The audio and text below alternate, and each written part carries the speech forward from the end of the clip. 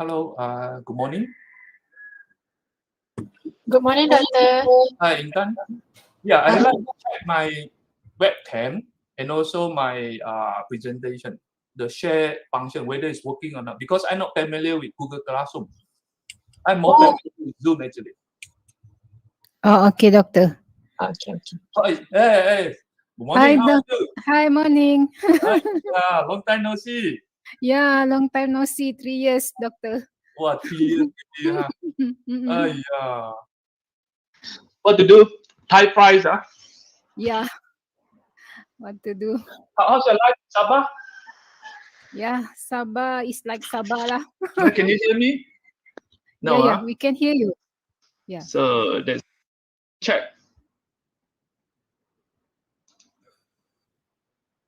Yeah.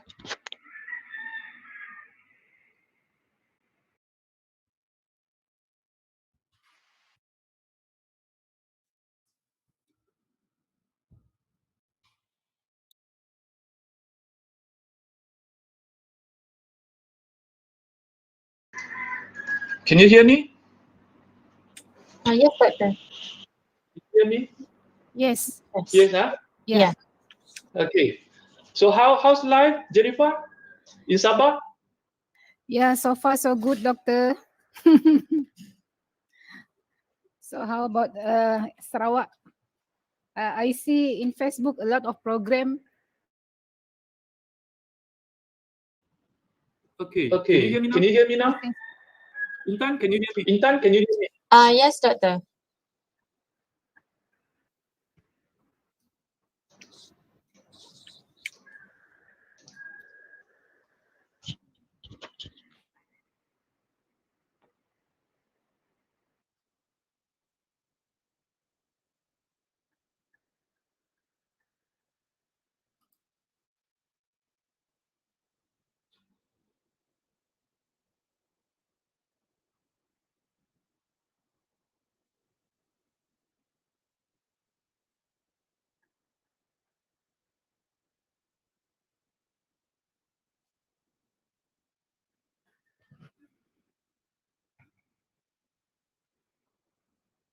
Can you hear me?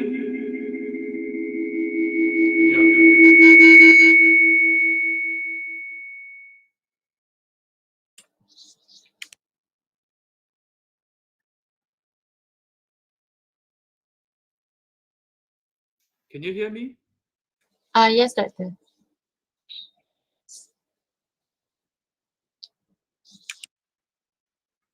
But Intan, I can't hear you. Really? Madam, boleh dengar saya, Madam? Boleh?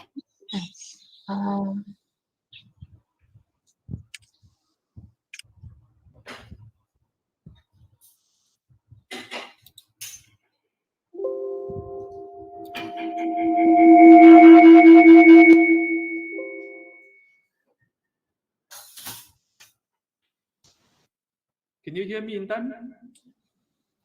Yes, Doctor. Oh, I think I got echo here.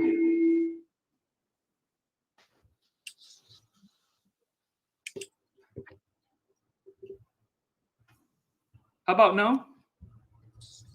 Yes, much better. But I can't hear you. Something wrong with the mic here, huh?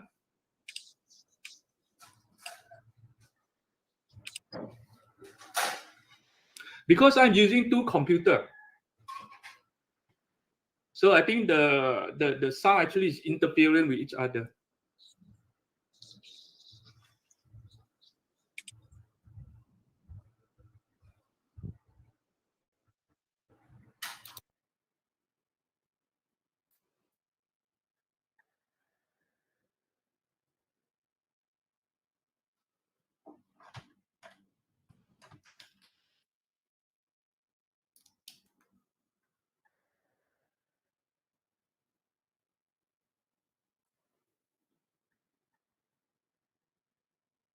Yeah, can you hear?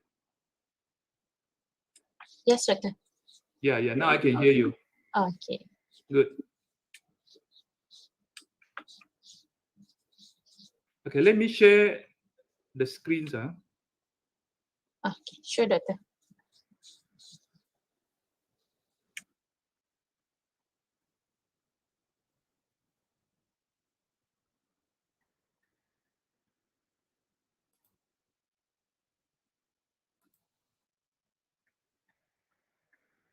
Can you see?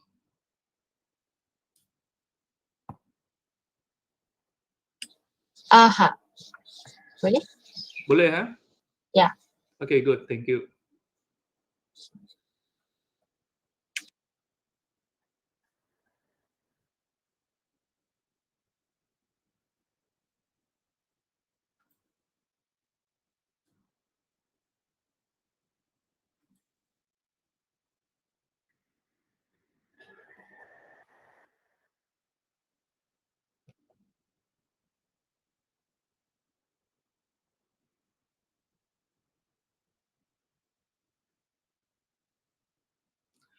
Okay, later on, Intan, can we divide the session to 3, isn't it?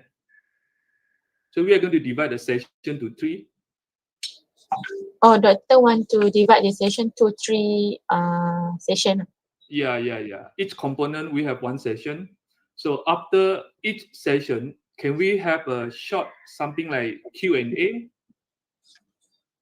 Instead boleh. of Sure. we drag everything until the last 30 minutes? Sure. I will arrange. Okay, thank you. Okay, sure.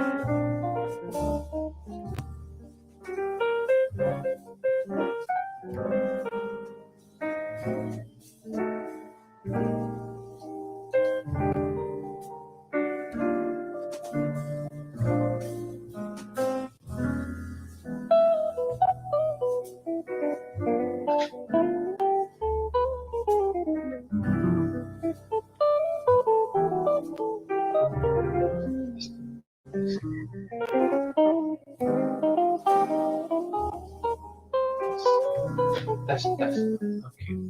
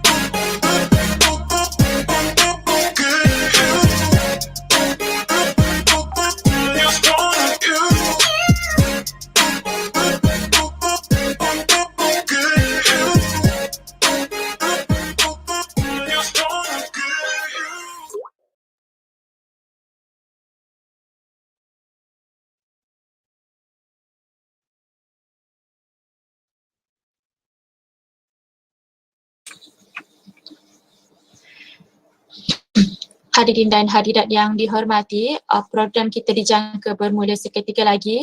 Untuk itu, para hadirin di saluran Google Meet diminta untuk memastikan mikrofon anda berada dalam mood senyap atau mute bagi memastikan program kita berjalan lancar.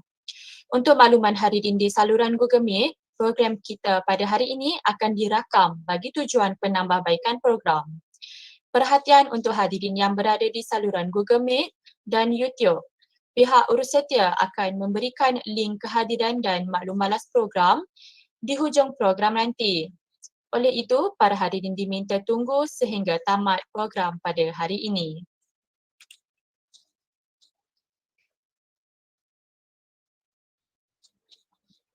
Bismillahirrahmanirrahim. Assalamualaikum warahmatullahi wabarakatuh. Salam Sejahtera dan salam UiTM di hatiku. Yang berbahagia Profesor Madya Dr. Yong, pensyarah Fakulti Sains Komputer dan Matematik UiTM Sarawak, selaku penceramah jemputan pada hari ini. Yang saya hormati barisan pensyarah daripada Fakulti Sains Pentadbiran dan Pengajian Polisi UiTM Sabah, yang dikasihi barisan ahli jawatan kuasa program, rakan-rakan seperjuangan dan hadirin serta hadirat sekalian yang bersama-sama kita pada pagi ini secara langsung di YouTube channel PAS dan Google Meet. Saya, Intan Syafinas Muhammad Sharif, selaku pengacara majlis pada pagi ini mengucapkan selamat datang ke program Research Talk 3.0 bagi sesi kedua. Hadirin dan hadirat sekalian, program kita pada kali ini akan membincangkan tajuk Designing Objective Questionnaire and Data Analysis, di mana ia merupakan satu komponen yang penting bagi memperoleh dapatan kajian atau data yang bermutu untuk kajian kita. Hadirin yang dikasihi, sedikit perkongsian mengenai penceramah jemputan kita pada hari ini, iaitu Profesor Madya Dr. Yong. Beliau memulakan perjalanan ilmiahnya di Universiti Malaya dalam ijazah sarjana muda Sains Matematik sebelum melangkah masuk ke Diploma of Education in Mathematics di universiti yang sama. Pada tahun 2000, beliau menyambung Master of Education dalam Management and Administration di UiTM dan memperoleh PhD in Mathematics Education di Universiti Sains Malaysia. Beliau juga dianugerahkan pingat Perkhidmatan Bakti Kerajaan Negeri Sarawak pada 2018 dan Excellent Service Award oleh UiTM pada tahun 2015. Profesor Madya Dr. Yong juga bergiat aktif dalam program inovasi dan pada tahun 2017 beliau memperoleh emas melalui Mind Card dalam Invention, Innovation and Design Exposition di UiTM Shah Alam. Hadirin semua, sesi kali ini kita dibahagikan kepada 3 bahagian. Oleh itu, kita akan mulakan dengan bahagian pertama iaitu Designing Objective. Tanpa membuang masa, saya menjemput Profesor Madya Dr. Yong bagi menyampaikan ilmu beliau. Dipersilakan, Doktor. Ya, terima kasih Intan. First of all, let me share my slide first.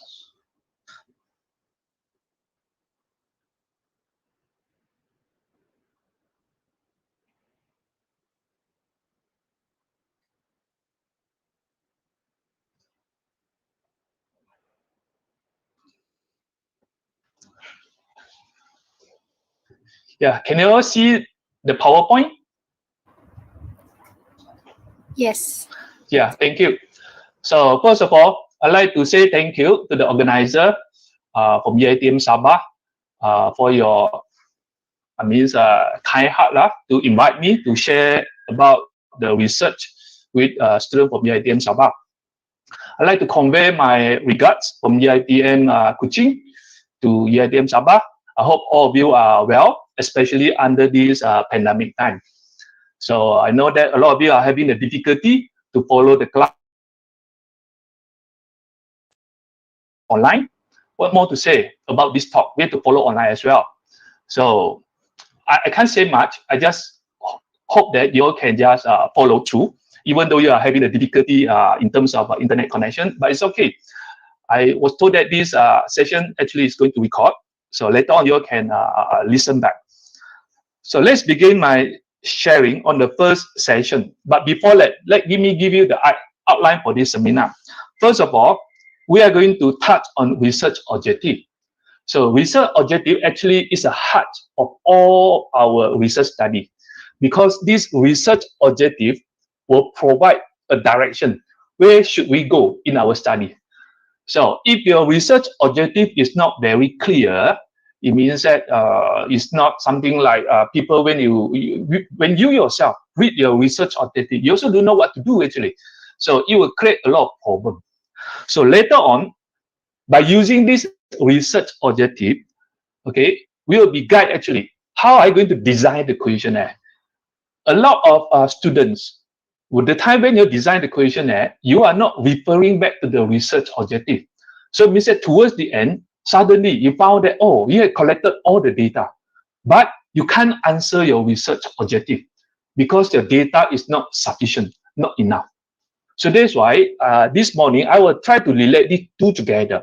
How are you going to design a good questionnaire based on your research objective?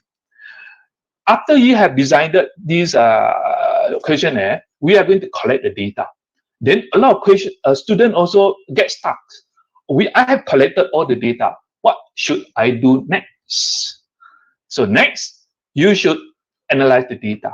The problem now is, based on my experience actually, or based on my observation, a lot of students do not know which statistic should be used actually to answer each of the research questions here. So as you can see, these three components, actually, they are interrelated. They are interrelated. So it means that you cannot miss any one of it here. And also, when you are trying to carry out your research study, you must have these three components in mind, because they are parallel. You have to go together. Cannot do research objective as a individual component, not related to other, cannot. Each component here, they are related to each other, okay? So the first session is on research objective. I'd like to give you some examples, so-called research objective which is not suitable, or probably I put down the word here, the bad research objective. Let's say the first example, to help the policymaker to transform the education system towards the world-class school. Wow, when you look at the title or your objective like this, sound fantastic. Okay, wow, you're helping the governments out to transform the whole education system. But the question now is, do you think that this type of objective can be achieved, especially within one semester? Yeah, if you are asked to write down a passage or karangan or composition about how to improve our education system, they want no problem. That can be your objective. But in terms of research study, this type of objective we will consider as, not suitable, because it's unachievable, difficult to achieve. And also when we talk about time frame, our government have been spending so many years actually trying to improve our education system. Until today, we are still having a lot of problems. So if you are a researcher trying to help the government in terms of this aspect, I think you won't be able to do that within even a few years' time. Not more. What more to say about one semester? And also, this type of objective actually is not realistic. It's not realistic. Okay. This is difficult for means a layman, as a student, or even as an educator, to involve directly into this education system. The second one, to create awareness among the youth concerning the importance of Go Green project. The objective sound very good, but the question now is how to measure this awareness. That's the first question. And then the second thing, we are talking about creating the awareness. So how to measure their labor? This is another problem. Actually, we can do that. We can do that, but it's quite difficult as for a degree student. Third one, to cultivate the interest of teacher towards innovation in teaching and learning in the classroom. It's also similar to research objective number 2. cultivate the interest. Again, how are you going to measure whether the interest have been cultivated? Because when it comes to research study, bear in mind, all your data, you have to transform to number later on, except qualitative studies, but all the quantitative study, all the data have to transform to number, because later I'm going to touch on it. So you have to ask yourself, cultivate the interest. How are you going to transform this cultivated interest into number? So that is a difficult part in our research study. Okay, so next, how are you going to design a good and sound research objective? So I'm going to use this acronym, SMART, to guide us. How are you going to write down our research objective for our research project, whether in part 5 or part 6? So the first one is S. S stands for specific. Specific. Okay, the second one, measurable. M. Third one, A, achievable. R, realistic. T, timely, or can be time-based. Okay, so let's go through one by one. The first one, specific. Your research objective must be very specific. It means that you must address one thing or one variable only in your research objective. You can't write down, let's say, the objective is to achieve this one, this one, this one, this one. Cannot. Because later on, when it comes to research writing, it's very difficult to answer the research question because you have too many variables inside the research objective. So that's why you are encouraged to split. If you have more than 2, then write down 2 objectives. And then next one, your scope must be very specific. And also, you must specify your scope inside your research objective. For example, to investigate the impact of ODL towards students' mental health and academic performance. Yeah, when you read at this research objective, seems good. Okay, it's related to what we are having now, especially under this pandemic time. But the question now is the first one. We have 2 variables here, mental health and academic performance. Normally, you are encouraged to write down 1 objective only, or 1 variable only in your objective. Then the second one, this question talk about students. So where does this student come from? Whether they are primary student, whether they are UiTM student, or probably, let's say, Sabah, probably University Sabah student. So it's not specified actually in your research objective. So the better one, I like to propose something like this, to investigate the impact of ODL towards UiTM Cawangan Sabah students' academic performance. Yeah, we have the scope. We have only 1 variable. So it means that your research objective must be very specific. Okay. The second one, measurable. Just I did mention already. Measurable. So it means that all the variable must be able to quantify or can be evaluated. Okay, that is the first thing. Second thing, since we are doing our research study from the university perspective, so you are prepared to use questionnaire.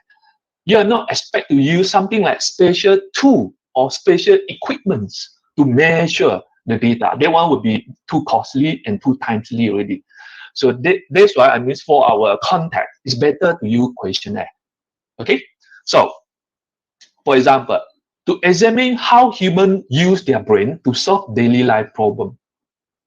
Oh, think of it, human brain. How are you going to use any equipment to measure, buka otak, ukur ada apa-apa dalam orang punya otak? Difficult, very difficult. So it means that this type of research cannot be measured at all.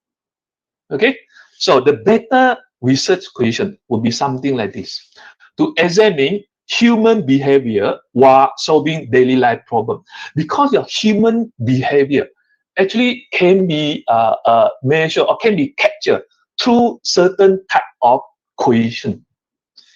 And they got certain type of question to capture your behavior while solving the daily life problem. And then if you put down something like this, we can use questionnaire to collect the data instead of using what wire ke atau apa ke sambung kepada opini kepala. Cannot.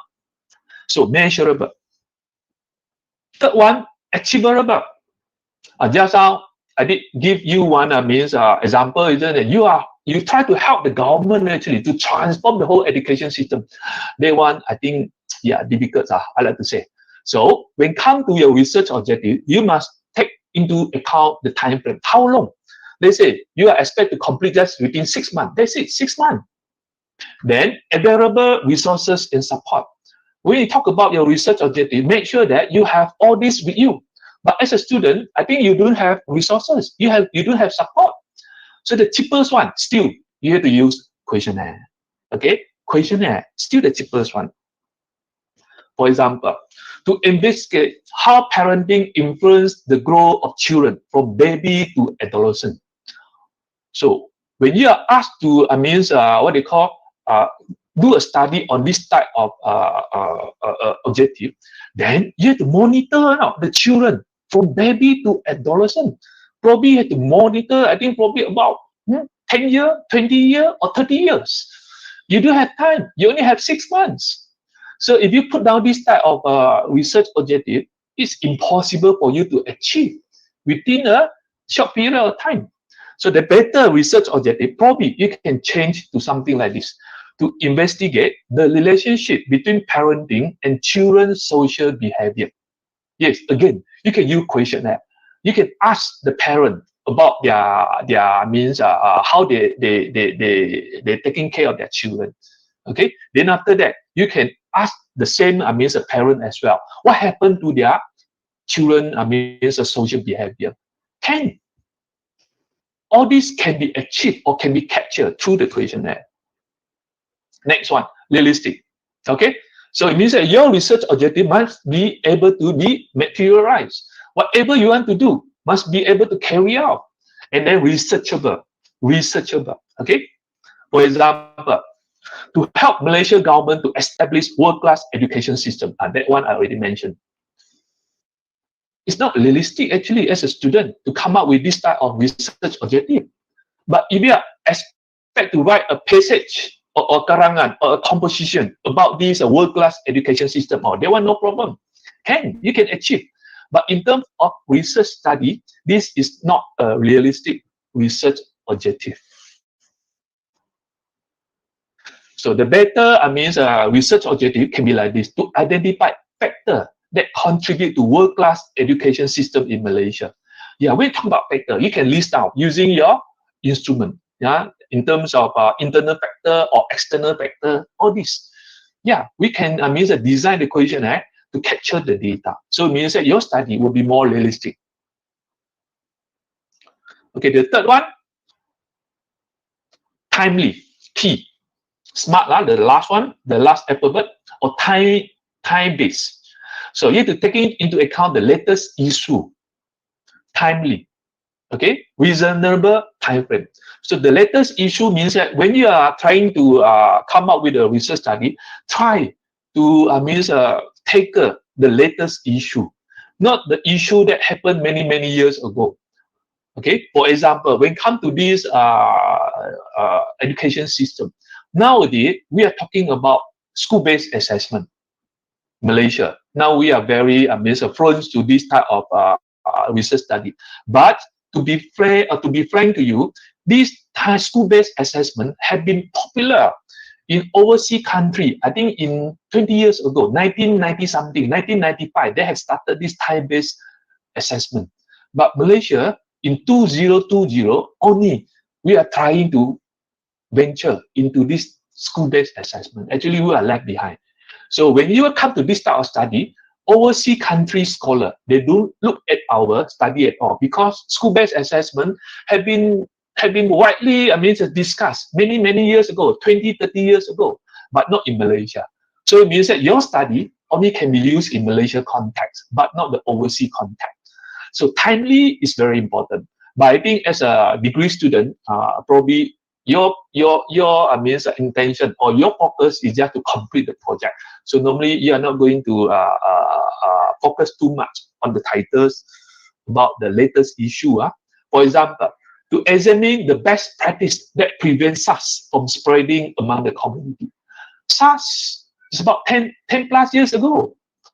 There is no so-called SARS in the world now, because now every part of the world actually are talking about COVID-19. So your research question can be like this: to examine the best practice that prevent COVID-19 from spreading among the community.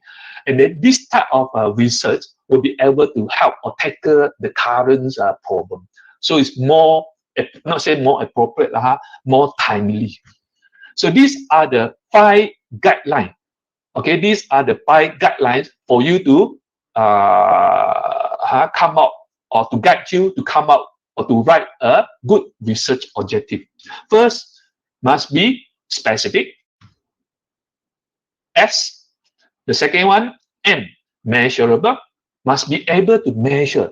Think of it. Measure here, it means that you can capture the data in terms of number. That's the meaning of measure. For example, we are talking about, let's say, just now, the best practice. Then you come up with an item. So the respondent is going to say that, oh, strongly agree. That is 5. So it means that the answer already quantified to number 5. So that is the meaning of measurable.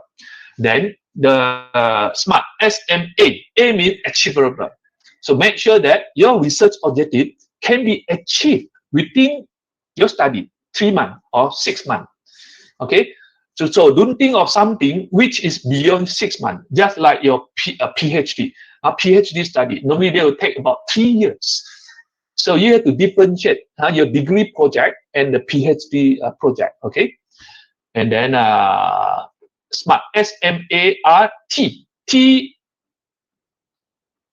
R is realistic.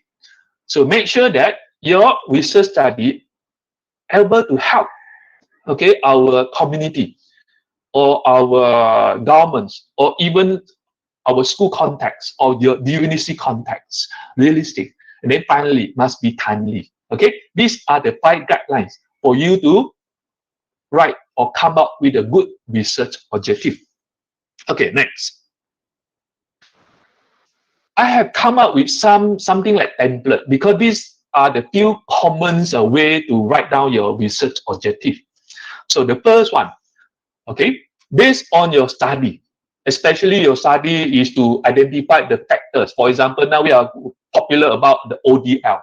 Okay, so probably you have to find out what are the factors that contribute to the effectiveness of ODL in UiTM Sabah, something like that. So you have many factors. So out of so many factors, probably the first objective, you want to identify the most important factor. The most important factor. Or probably you have something like issue or aspect. Okay, so these are the so-called template. The first one, you want to try to identify the most important out of your study. So many factors or so many dimensions or so many components. Which one actually is a dominant factor, dominant component, or dominant dimension? Okay, this is a very common research objective. The first one. Second one, you want to find out, is there any significant differences in terms of the perception of the respondent? For example, you want to investigate whether gender or race or program of the respondent or of the student affect their perception towards the ODL, something like this. So it means that you want to make comparison. Let's say in terms of male and female, lelaki perempuan, whether their perception towards this ODL got any difference or not. Probably the female student prefer ODL compared to male student, because male student, sorry to say, nowadays, you know, isn't it?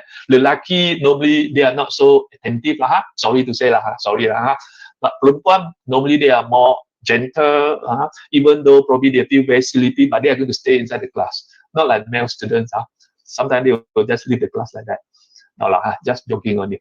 So you need to see any differences or not. Race, also another aspect.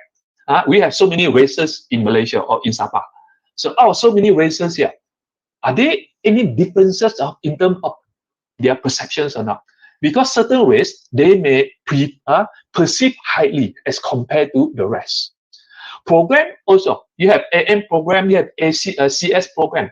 So different program, they may have different perception. So we have to find out whether which program actually perceive or give a more credit to this type of research study, something like that. The third research question, to investigate the relationship between the first variable and the second variable. Okay, probably you have to find out, okay, now we are talking about online learning and also their academic performance. We have to find out, is there any difference or not? Online learning and academic performance, are they going to, this online learning going to make our student better in their academic performance?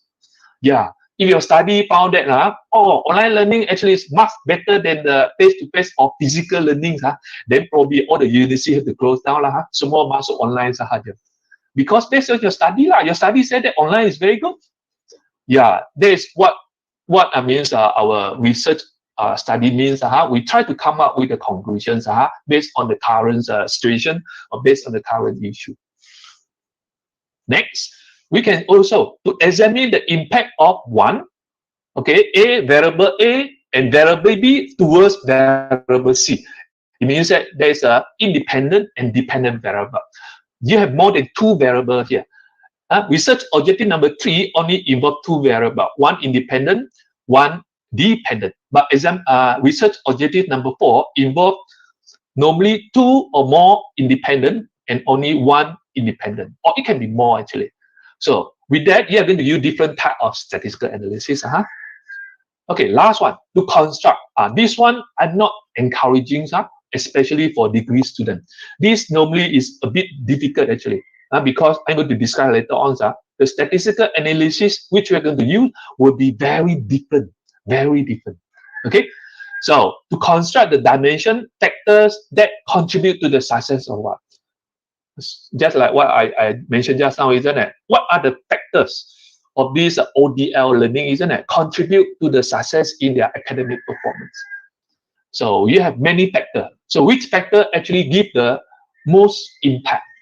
We can use statistical analysis to identify. Kita ada faktor 1, faktor 2, faktor 3, faktor 4, faktor 5. Then after that, we have academic performance. So out of these 5 factors here, which factor actually contribute the most to the academic performance? We can use statistical analysis to analyze it. Okay, that will be later on, the last section. So these are some of the so-called templates. But other than that, actually, you can use a lot of different way of writing. But I think as a degree student, isn't it? Probably this is your first time. Kali pertama, you try to come up with a research study. So try to do a very common one. Okay, biasa sahaja. Don't try to come up with, wow, a very sophisticated research objective. Later on, you'll find that, 6 months, tak dapat habis, you are having a lot of problems. Okay? So these are some of the examples here. First of all, you have to come up with a research objective. We have few research objectives here. For example, the first one, you want to identify the dominant factor that contribute to the challenges of online learning. We have many factors which contribute to online learning. Okay, so this is how you come up with a research objective. Then the second one, to identify dominance, the second one, you want to identify, is there any difference or not between the race here? For example, this one is between gender. Gender means that you only have two groups. So in this case, when you come to your research study, you're designing the variable, which is the next session, you have to identify, for example, what are the, in your research, in your questionnaire, you have to come up with the factors. What are the factors? Then after that, when come to method of data analysis, which analysis I'm going to use? They'll be later on. Now I just give you some idea why these 3 components actually are very important. For example, the second one, we talk about gender. Then in your questionnaire, you must have gender. Then if you only have 2 variables, probably you have to use t-test later on again. Next, this perception and also amongst the race. So you must have race and also perception in your questionnaire. Okay. Next, you have this one. You want to identify whether these two are related or not. Gender and semester. So in your questionnaire, you must have these two variables in your questionnaire. Then last one, you have to investigate the relationship between CGPA and online distance learning. So these two must be in your questionnaire. So what the purpose which I put down the table here actually is just to show to you why we need to come up with a research objective, very specific, measurable, realistic, timely, and also specific research question. Because with this research objective or research question, then we will be able to design a proper questionnaire or sufficient data in your questionnaire to answer your research objective later on. Okay. Yeah, I think there is a very simple introduction or simple guidelines for you to come out or for you to write the research objective. I think before I proceed to questionnaire design, probably some of you would like to ask question. Yeah, intern, I pass back to you. Any questions?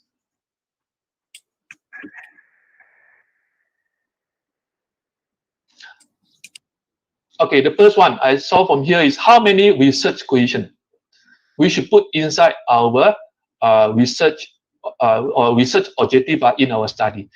I think this one depends. Depends. Because some of the research study, they put down hypothesis.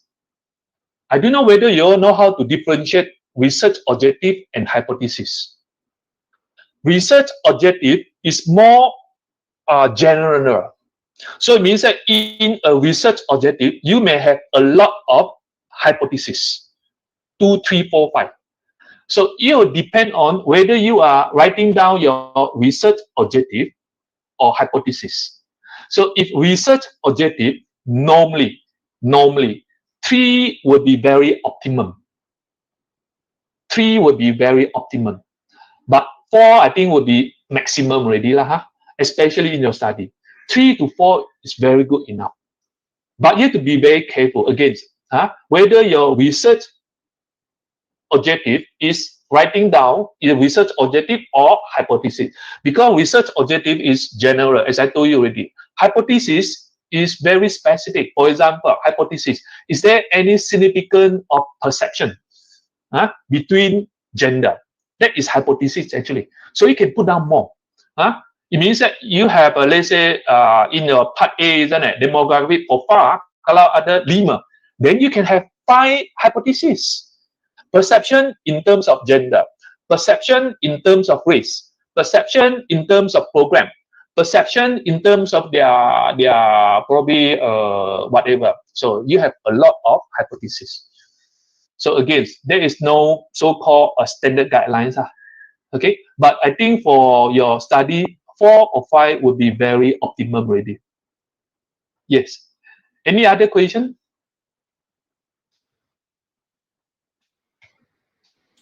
Yes, Doctor. This one is from Fashilia. Yeah. Must the objective be reflected in the problem statement, Doctor?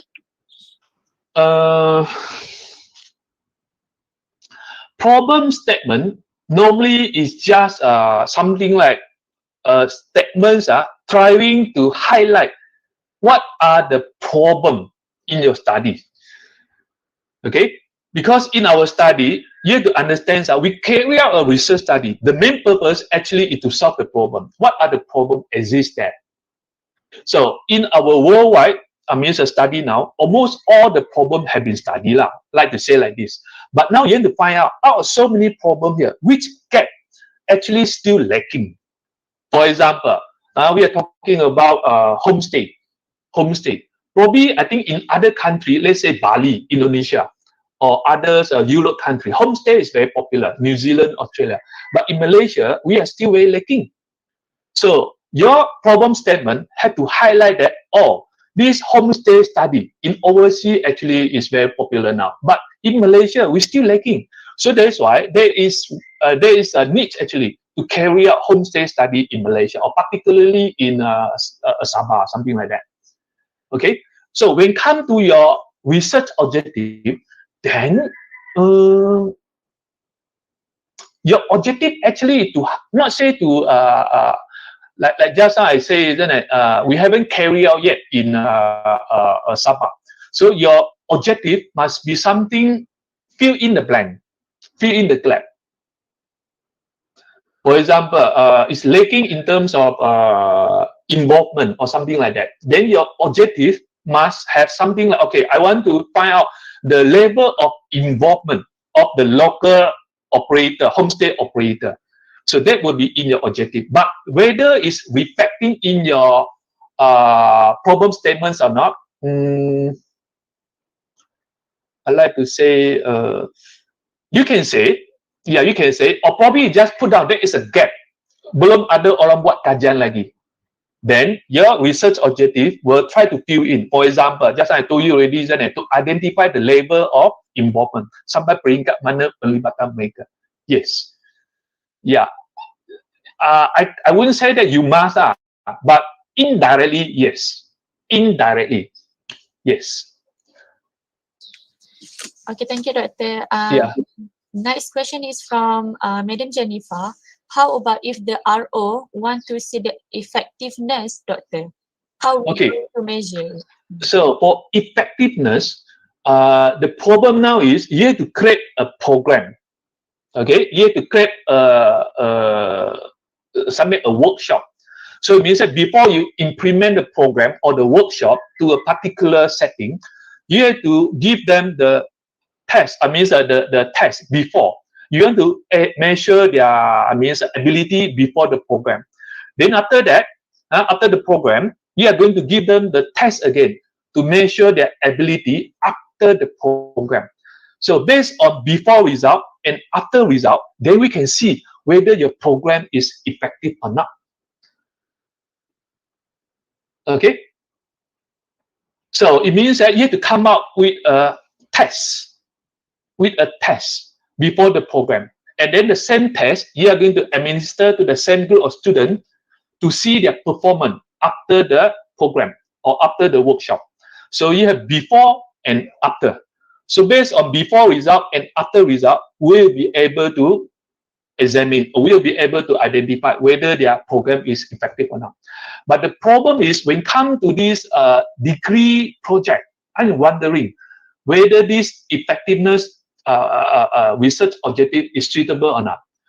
Because normally based on, let's say master or PhD studies, you have to spend a lot of time to design your program.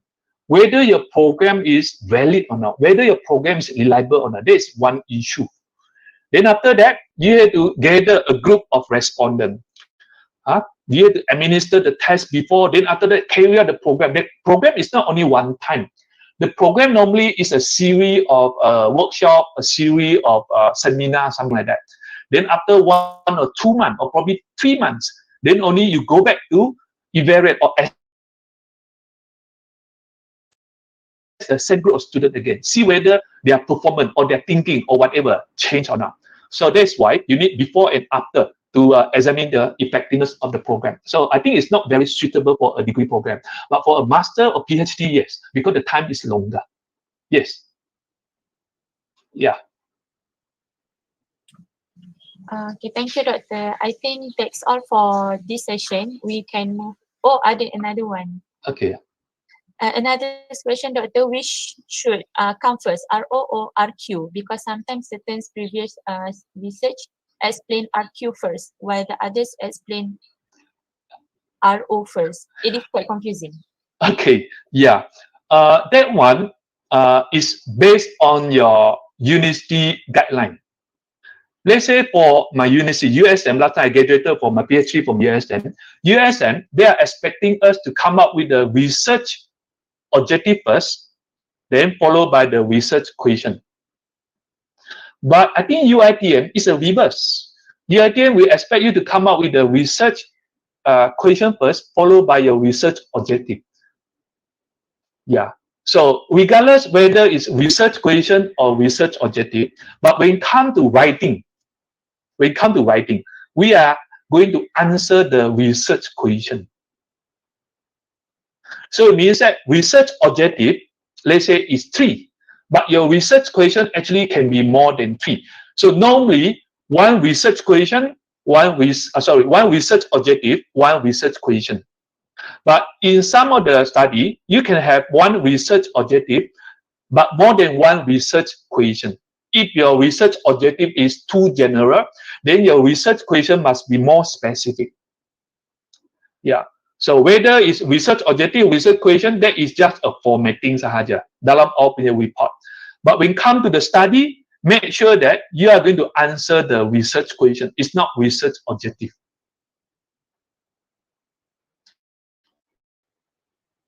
Okay.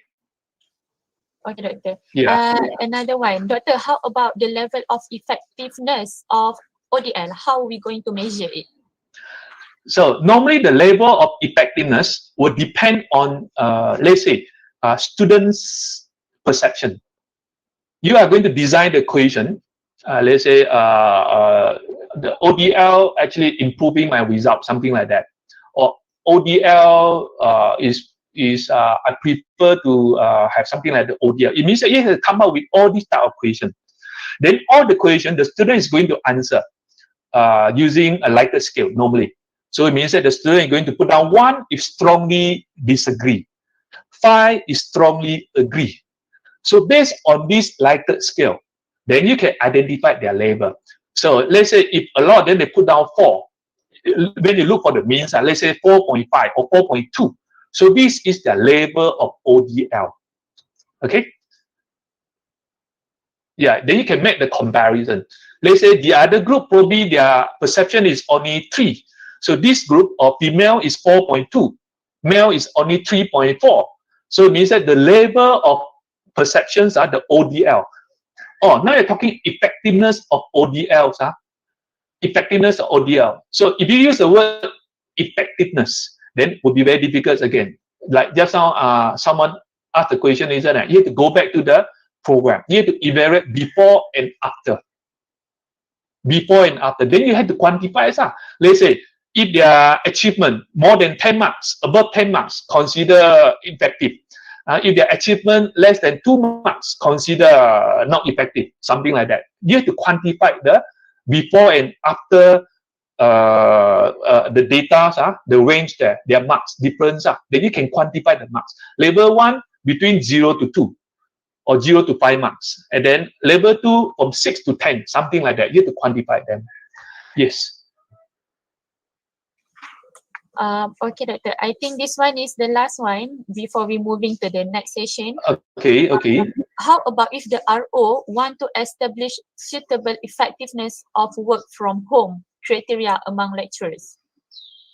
Oh, this one must be from lecturers, not from students.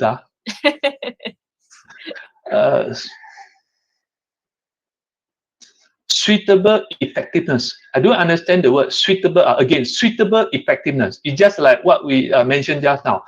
How to measure? This one question. Suitable effectiveness. So probably you have to design a set of questionnaire asking the lecturer to fill in.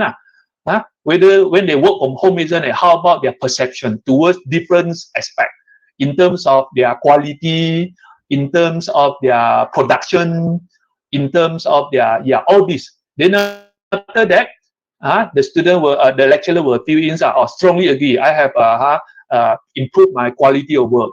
And then based on their scale, then you'll be able to identify. But again, if you use the word effectiveness, a lot of questions here talking about effectiveness. When you talk about effectiveness, the measurement must have before and after. So that's why I don't encourage a student to use the word effectiveness in your study. You have to come up with something. Then before you measure or before you collect the data, you have to administer a test first, before, then program, then after. It's a long process. Yeah. So effectiveness not very easy to answer in your research study. I have to say like that. You have to collect the data before and data after when talk about effectiveness. Yes. Okay, thank you, Doktor. Baiklah hadirin semua, kita teruskan lagi dengan sesi kedua iaitu creating questionnaire. Dipersilakan Doktor.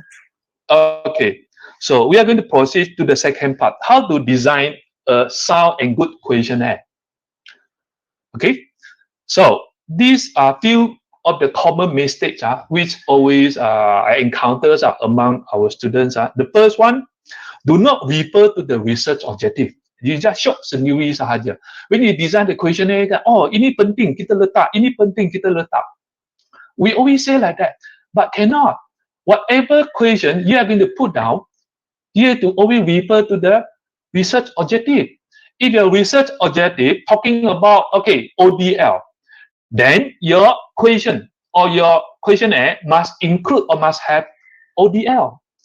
So if you want to compare, means the result within by using your CGPA, so make sure that CGPA must be in your questionnaire.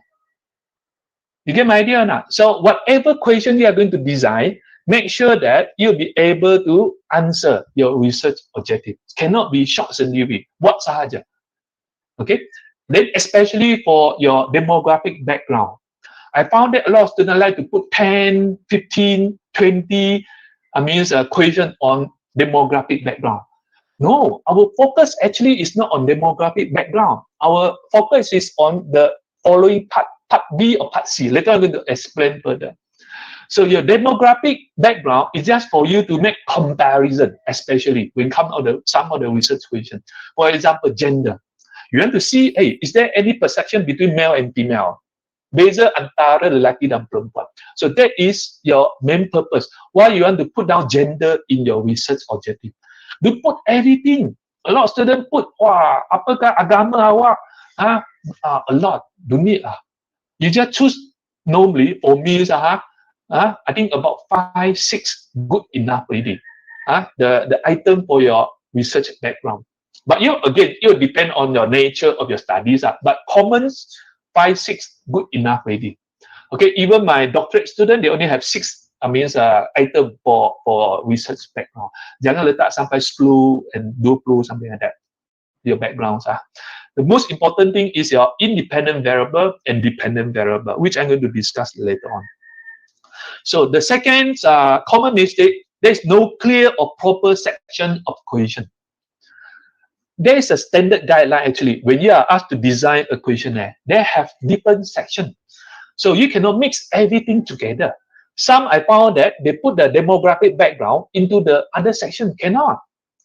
So the section organizing is very important.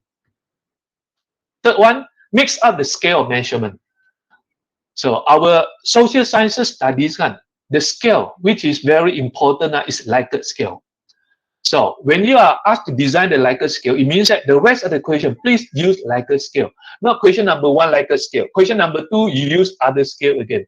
So it makes the analysis later on very complicated and not valid at all. Third one, unable to differentiate positive or negative statement in the question. I don't know whether you're aware or not.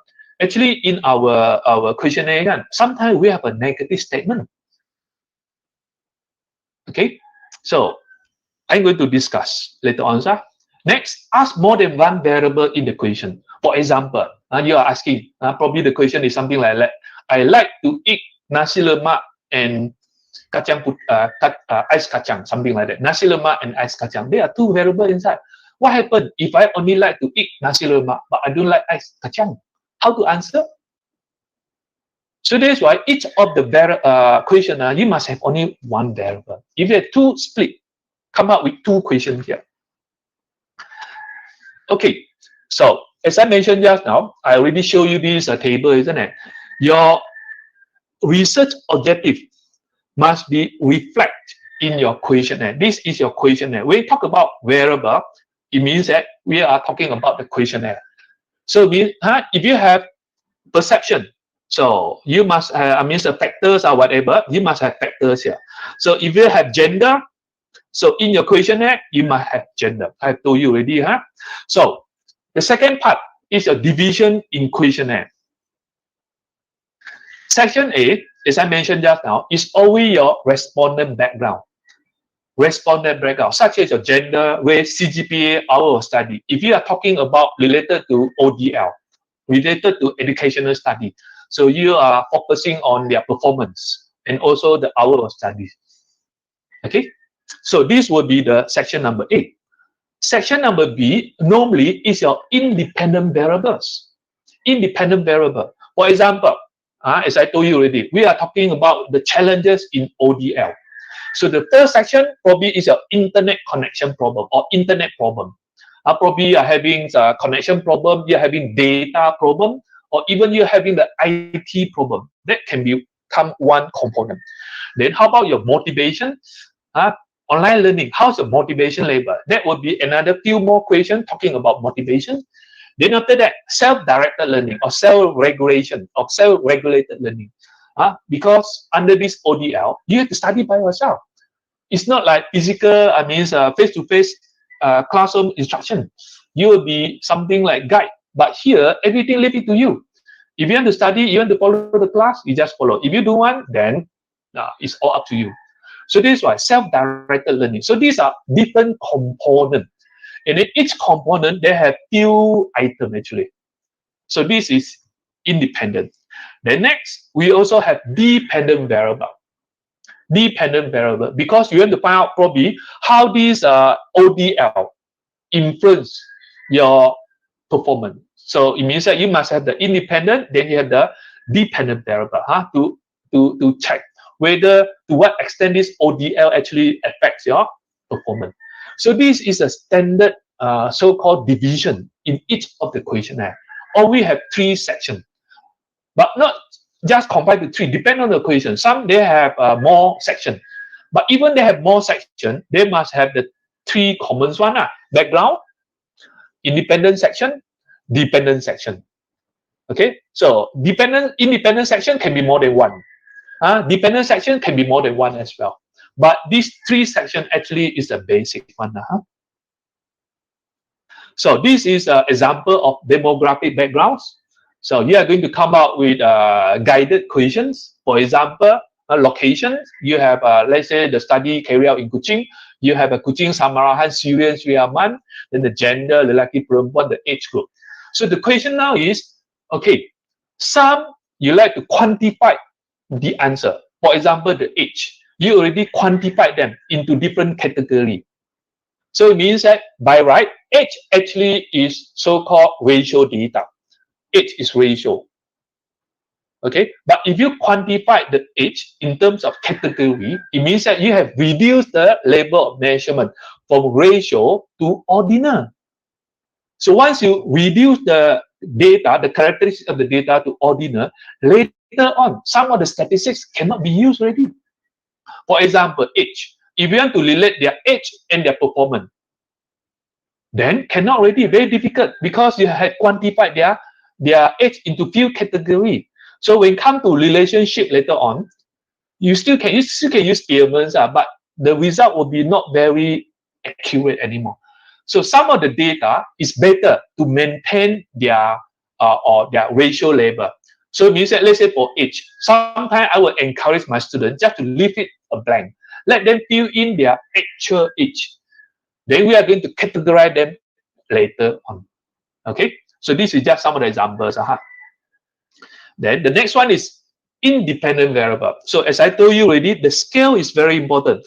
Make sure that you are going to use Likert scale throughout. Likert scale. I'm going to discuss a bit details later on. Likert scale. Normally, Likert scale is 5. Okay. By right, this Likert scale actually is ordinal. Ordinal, sangat setuju, strongly agree, slightly disagree, strongly disagree, slightly disagree, undecided, agree, or strongly agree, something like that. So this actually is ordinal, ada pangkat. But because of social science study, they always define the Likert scale as interval. Because if the data is interval, then you can use some other common statistic, just like t-test dan sebagainya, ANOVA dan sebagainya. So that is a very confusing part. So that's why Likert, please only use Likert. Then it can be justified easily. Because a lot of study will say that, oh, Likert is interval. But if you use other scales, a lot of question mark here, unless you are able to justify lah. So this is some of the example here. Saya lebih suka untuk membeli perabot yang tahan lama. So the student will going, the respondent going to tick lah, 3 ke, 4 ke, 5 ke, something like that. So this is your independent variable. Okay, the characteristic of the furniture. Next is dependent variable. It's talking about the decision making. It's the same. So you have to use the same scale, Likert scale. Cannot, the first section you Likert scale, the other section you another scale, 7 scale or 10 scale, something like that. No, standardize. Okay. So Likert scale, just I have told you already, isn't it? Use the same scale throughout, especially under independent variable and also dependent variable or the different sections here. Some actually they use 3. Strongly, not sure, strong means agree, not sure, disagree. 3. But if you use 3, then they have a lot of so-called question marks here, because agree and neutral, the measurement is too far already. Too far already. So you have to measure in more detail. Strongly agree, then agree. Bermaksud dia tambahkan dia punya scale. Awak punya jawapan lebih tepat. If not, they are very difficult to choose. 4, normally they're going to omit the neutral. They just put down strongly agree or strongly disagree, disagree, then agree, strongly agree. Tak ada undecided. Again, this is not Likert. By definitions, this is not Likert. 7 scale also. Sometimes they have 10 scale also. I think for to get the starts, especially for degree student, isn't it? I strongly recommended that just use Likert scale. Just use this one only throughout.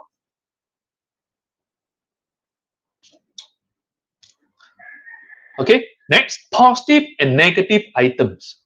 Positive and negative items. So these are the positive items here. I prefer, everything is very positive. I prefer to this. I prefer to buy furniture that is easy to repair. But some of the items, we also have, some of the question that we have negative items. I have to be very careful. Negative item means something like this. Let's say the first one, I prefer to buy durable furniture. Then negative item become what? I dislike. I dislike. Then I prefer to buy furniture that is easy to repair. Negative item, I'm not going to buy furniture that is easy to repair. So the question now is, why we have such positive and negative item in our questionnaire? This is the first question. Second question, when your answer is very different, for example, this item, we have 1, 2, 3, 4, 5. Then here also, I have 1, 2, 3, 4, 5. Altogether, 5 Likert scale. If I am answering the question genuinely, okay, I prefer to buy durable furniture. Let's say I really prefer, I like it. So I'm going to answer 5. Correct or not? Yeah. But if the item is negative, I dislike. Hey, actually, I like to buy durable furniture. But if the item is I dislike, then I will say that I strongly disagree.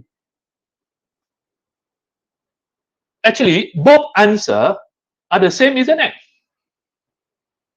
Just the item, you put the item in different way, but the answer is the same. So the question now is, if you are not aware, your item is a negative item, then you are going to combine it. Later on, you are going to sum this one, or you want to look for the mean. You want to look for the mean. Then 5 plus 5 divided by 2 equal to 5 plus 1 divided by 2, then equal to 3 already. Something wrong. The answer should be very high. So it means that you have to sum out the highest and the lowest. So it will affect your data analysis. So that's why you have to be very careful. I encourage, normally by nature, all the questionnaire must be positive in nature.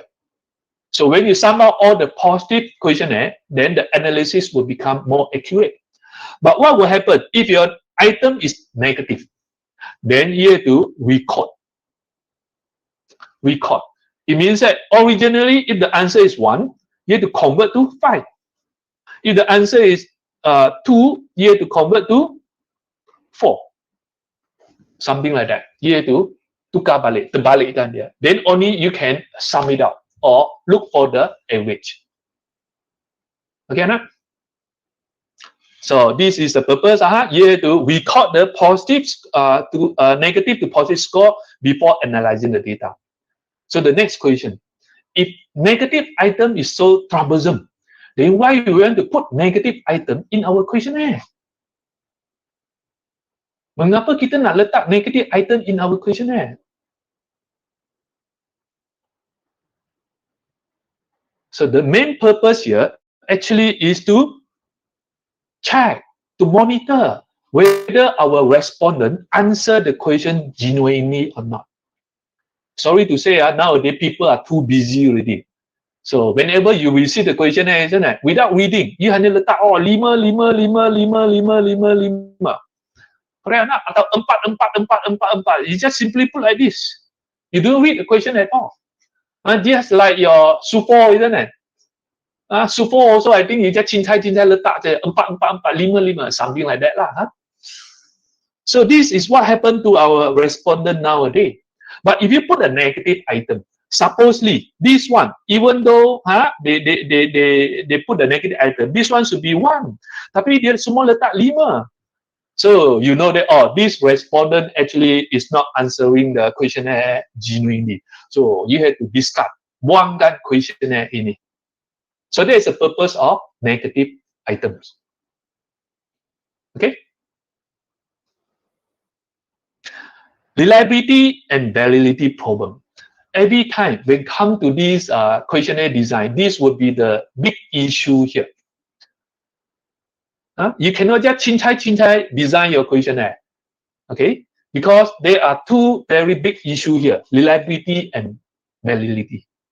Reliability, you want to find out how consistent is this instrument to measure the variable which you want to capture, the consistency. Validity is just like, when you want to measure this variable, is your tool is accurate or not? Your tool is correct or not? That is validity. So I think your lecturer have been discussed in details about these two. I'm not going to touch in details, but I just want to highlight here. Because of these two issues here, I encourage the degree student, isn't it, either to adapt or to adopt the questionnaire from the past study. Actually, I don't really encourage you to design your own questionnaire, but I think a lot of lecturers like the student to come up with their own questionnaire. But if you come up with your own questionnaire, again, these two issues difficult to address. Later on, I'm going to address to you in data analysis later on. So adapt, it means that you are going to use different questionnaire or different factor, combine it. Okay, you are going to combine the factor or combine the dimension from different study. Adapt, ini pinjam, ini pinjam, ini pinjam. Adopt means that you are going to ambil bulat-bulat. It means that you are going to duplicate sahaja. You akan buat sekali lagi, duplicate from overseas contact probably to University Sabah contact, something like that. So this one is not encouraged normally lah sebab dia tak ada banyak nilai. Awak hanya ulang sekali sahaja. But this one, yes, even even master or PhD level, a lot of them will tend to combine different factors, different dimensions become their study. Okay. So this is what I like to encourage you lah. Then the second one, if for self-designing questionnaire, I mean minimum justifications for your degree level. First, you have to use comma apa for your reliability, and then your validity. You have to send for expert to verify. It means that after you have designed the questionnaire, isn't it? So you have to send to those so-called experts. If your question is talking about education, make sure that you send to someone which is expert in education. Okay. Yeah, so for example, if you want to do something on tourism, Sabah, I think tourism actually is quite, not now, previously is very popular, isn't it? So you have to send to lecturer who teach tourism program, who are expert in tourism, for them to check whether your item actually is valid or not. Minimum, okay? But actually, you can use a lot of other statistical analysis to prove the reliability and validity. But for your degree level, this will be the minimum requirement. Okay, this is a proper flow chart how to design a questionnaire. First of all, you must read from the past study. You must read from the past study. Then, based on the past study, you try to formulate the different dimension or different item in your questionnaire.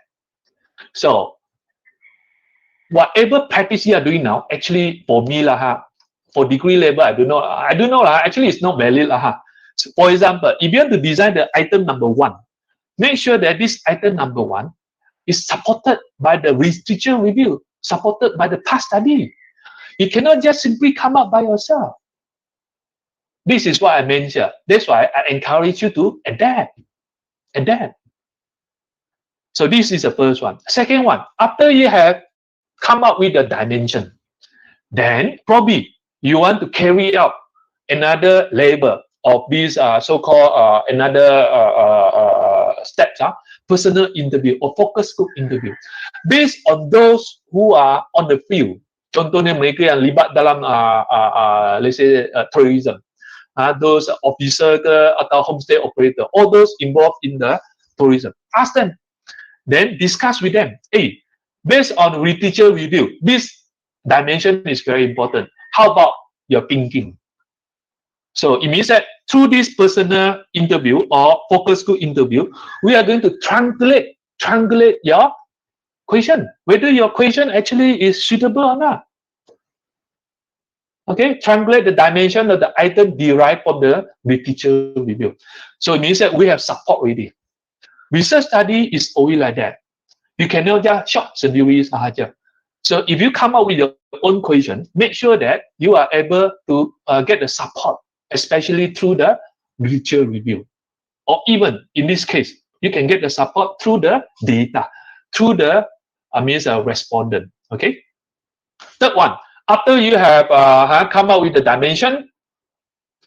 Oh, my mic's off already. Can you hear me? Yes. Okay, because someone said that my mic off already. Can you hear me? Yes. Okay, good. So after you have go through the first 2 steps, step number 3, develop the instrument, come up with a complete set. Okay, drop the question. So as I told you earlier, at least 3 sections are. You must have your background, your independent section, dependent section. Next, after you have completed this, send for expert verification. Okay, send for expert, people who are good in your area to verify whether the item is suitable or not. Finally, you have to send for pilot study. Pilot study means that you just collect, I think about 30 samples enough already. Normally, the standard one is minimum 30 samples. Then try to analyze, run your reliability test. And then also want to check whether your question actually is feasible or not, whether your methodology actually can be carried out or not. So this is a actual, not say must follow like this, but this is a guideline for you to design your questionnaire. Okay. So this is an example here. First of all, based on the literature review, under this financial assistance dimension, we have the first question. I am aware of the financial assistance provided by the government. This item actually had been proposed by King and Rebind in 1993. So it means that if you want to use this item in your study, make sure that you have someone to support. So this is an actual research study, actual one. Then the second one, I prefer to receive grant from the government for our homestay. And then this item actually is proposed by Hassan, Chin, and Yo, Muhammad Rum in 2011. So that's why you see, when you read the past study, the literature review, isn't it? You try to come out or group those related items together based on the past study. So this is what happened. Step number 1. Don't just short sendiri, come up with your own item. Okay. Second one, Yeah, through the personal interview. Okay, interview with the student, the respondent. For example, in this case, just now we're talking about grant and financial assistance, isn't it? Yes. This homestay operator number 3 talking about financial assistance, talking about grant. So it means that the item have been supported. Here got something like the grant to run the homestay. So it means that this item, yes, good. Because being supported by the respondent through or supported by the data through the focus group or personal interview. And then this one more, which I feel important, is assistance in upgrading the homestay program. Upgrade. So you go back to here. Yeah, here got something like that. Financial assistance for the expansion. That is upgrading. So it means that all the items not only supported by the past teacher, but also supported by the present so-called data. The respondent. The respondent in your study. So it makes your item more valid. So whenever you use the item, then the people wouldn't question you too much. Otherwise, people will question you, hey, soalan ini mana datang? At least based on your research study, or someone already proposed like this. And then my respondent also say like this. So it means that this question is very good for you to be put inside your questionnaire or used in your questionnaire. Then after that, you drop the question. So this will be the final one. So you are going to use this questionnaire in your research study.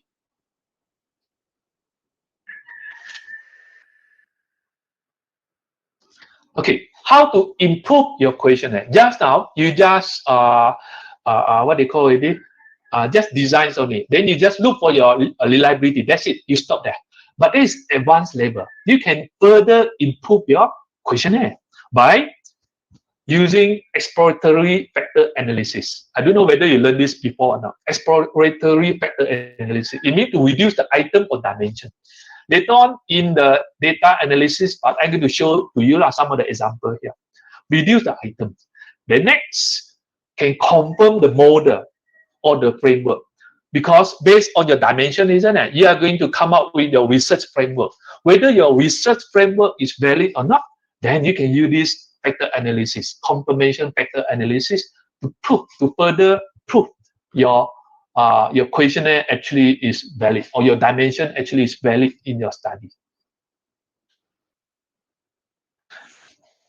Okay, I think with that, I have end my sharing with how to design the questionnaire. So probably I think some of you would like to ask questions before I proceed to the last section.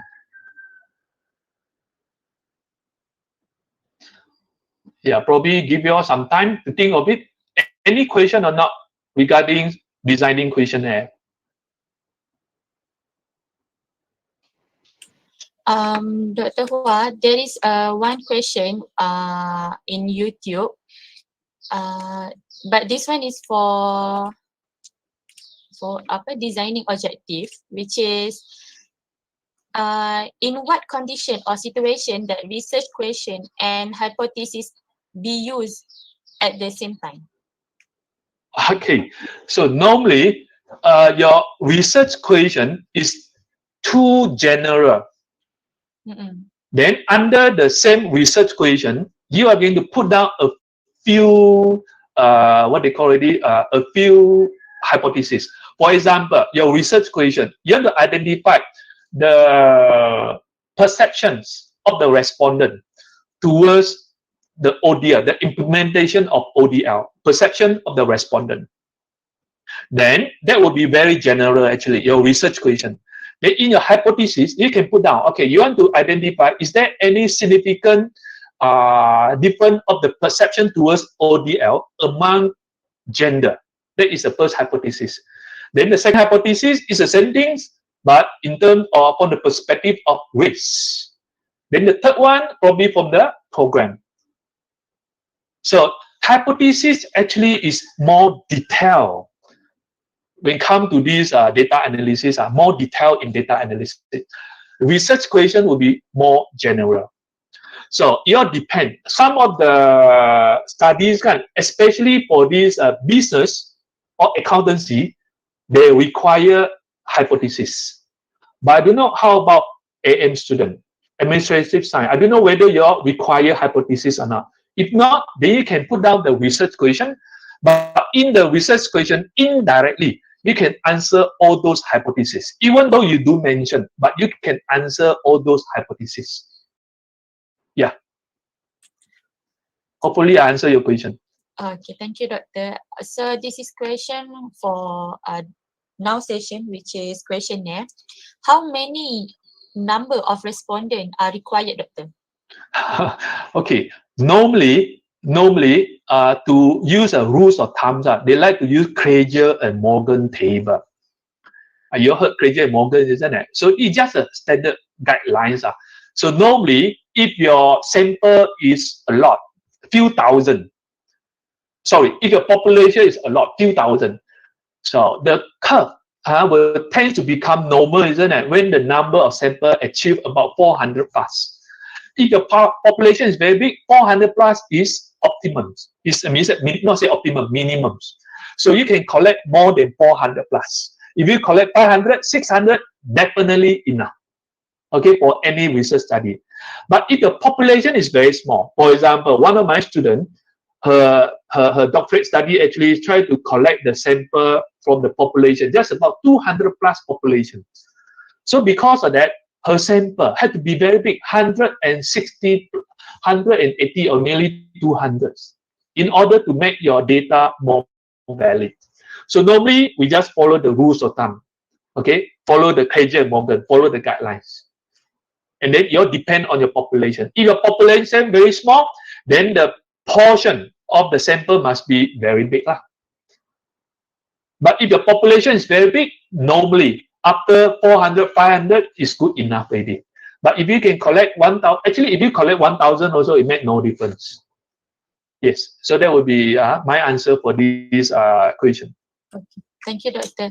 So this one is from Fashilia. Doctor, how about qualitative method? How to design their questionnaire? And how many respondents needed for qualitative? Okay, for qualitative methods, normally we do need questionnaire. Qualitative method, it means that you are going to interview the respondent, or you are going to observe the respondent. So you are not going to use questionnaire actually to collect the data. So beside interview, beside observation, also you may want to collect their written response. All these are qualitative methods. So for this interview, normally you are going to come up with a protocol or semi-structured interview question. You are going to highlight some of the important questions which you are going to ask the respondent, and then you expect the respondent to answer back. Okay, so there is qualitative method. No questionnaire required. No questionnaire required, but you have to design your so-called interview protocol so that the respondent will be guided to answer the question which you intended to collect from them, or data which you intended to collect from them.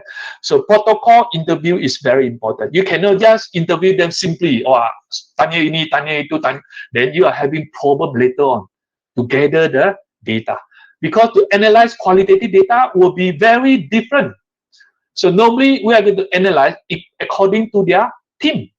For example, just like talking about financial, we interview under, then whatever the respondent talk about financial assistance, we are going to group them. There's no data. Not saying the quantitative data, I mean number. Everything is text. So based on the text, you are going to answer them.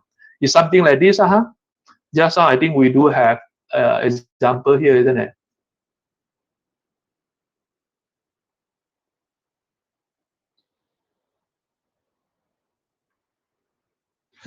Where is my, sorry.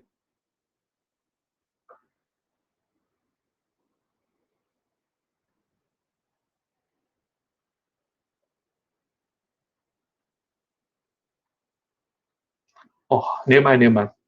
I don't know where I kept already. Yeah, this one. So it means that this is your data.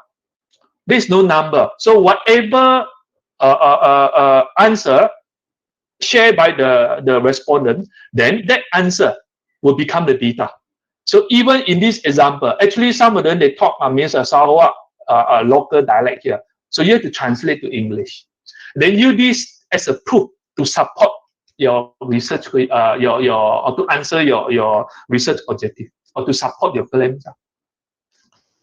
Okay, yeah, this is about qualitative method. Okay, thank you, Doctor. Another one is from Madam Jennifer. I want to ask your doctor whether pilot test is necessary for all studies, since we always having different perspective on the necessity of the pilot test. Okay, so for this question, if you are designing or if you are adapting the questionnaire, either design your own questionnaire or you adapt the questionnaire from the past study, normally you are encouraged to carry out or to run the pilot study. Provided you adopt, you pinjam bulat-bulat the questionnaire from the past study. That one, probably you can say that you need to carry out the research study, pilot study, because everything is there already. But if you are designing your own, or if you are adopting the questionnaire, adapting the questionnaire from the past study, you are encouraged to run the pilot study, because this pilot study will help you to examine some of the items, whether the item actually is reliable or not, through the combat alpha reliability test. Because combat alpha reliability test can help you actually sometimes to eliminate some of the item. Dia boleh buang item. If your alpha is too low, then you can buang some of the item to increase your reliability. So I think it's good actually to carry out the pilot study. Then also, especially for those involved something like qualitative study. Pilot study is very important because you do not know your methodology, whether it's workable or not. So through the pilot study, then you will know that, oh, this step actually were able to get the actual data or my intended data. Then I can proceed with the actual study. Kalau awak tak buat pilot study, then there is a risk ada risiko di sini. If you go and do the actual study, then later you found that, semua tak boleh pakai. Then you are wasting your time, wasting your money. So that is the purpose of pilot study. Yes. Okay, thank you, Doctor. Another one is from Irene. How many hypotheses are usually needed for undergraduate students? Okay, for how many? Hypothesis. Yeah. Again, that one will be based on your discussion with your lecturers. But if you just want to come up with the hypothesis, for example, you want to examine the difference of perception, isn't it, between the male and female student. So that actually is very easy. So it means that you can come up with 4, 5, 6. It doesn't matter, because it's easy for you to answer. But research objective, no. Research objective would be very difficult. Hypothesis, very easy to answer. Yeah. Another one from Madam Jennifer. Doctor, if the topic that we want to do, most previous study is on qualitative, means they are using interview only, but we want to do quantitative using questionnaire. How we can develop our questionnaire? Is it possible for us to convert some of interview question from previous study to Likert skills question? Okay, it's just like what I put down here already. If everything is like this wording here, isn't it?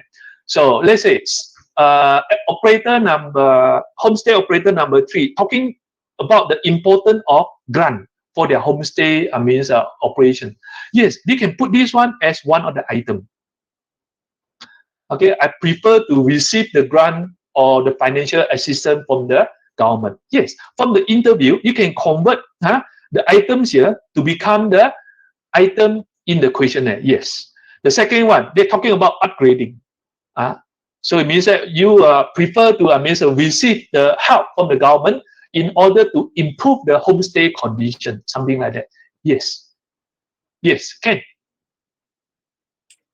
Okay, thank you, Doctor. So maybe this one is the last one from me. Is it okay if we put only one negative question in the questionnaire to make sure the respondent answer the questionnaire very well. Yes, yes, you may do so. Yes, but you have to be very careful. If you put the negative item inside your questionnaire, make sure later on, before you do the data analysis, that negative item, you have to record to become a positive item. Yeah, there's the part you have to be very careful. But normally, in order to save our times, so we will prefer you just put all the positive items. If you put negative item, for example, some of the respondents, they just change that answer. Are you going to discard? Are you going to throw away the questionnaire? You feel sayang, isn't it? I'm so had to go through so trouble, I spent so much time to get the data. Then after that, you want me to throw away. So yeah. But if you really want to get an accurate answer from the respondent, yes, you are encouraged to put the negative item. But here, I think I saw one question here. And how many respondents needed for qualitative method? Okay, how many respondents? Yes, for qualitative method, normally, the number of sample is very small. Very small as compared to quantitative. Quantitative can be 100 or 1,000. But for this qualitative method, if you are degree students, probably 5 or less than 10 is good enough already, actually. And then you have to use purposive sampling. You have to select those samples able to answer your question.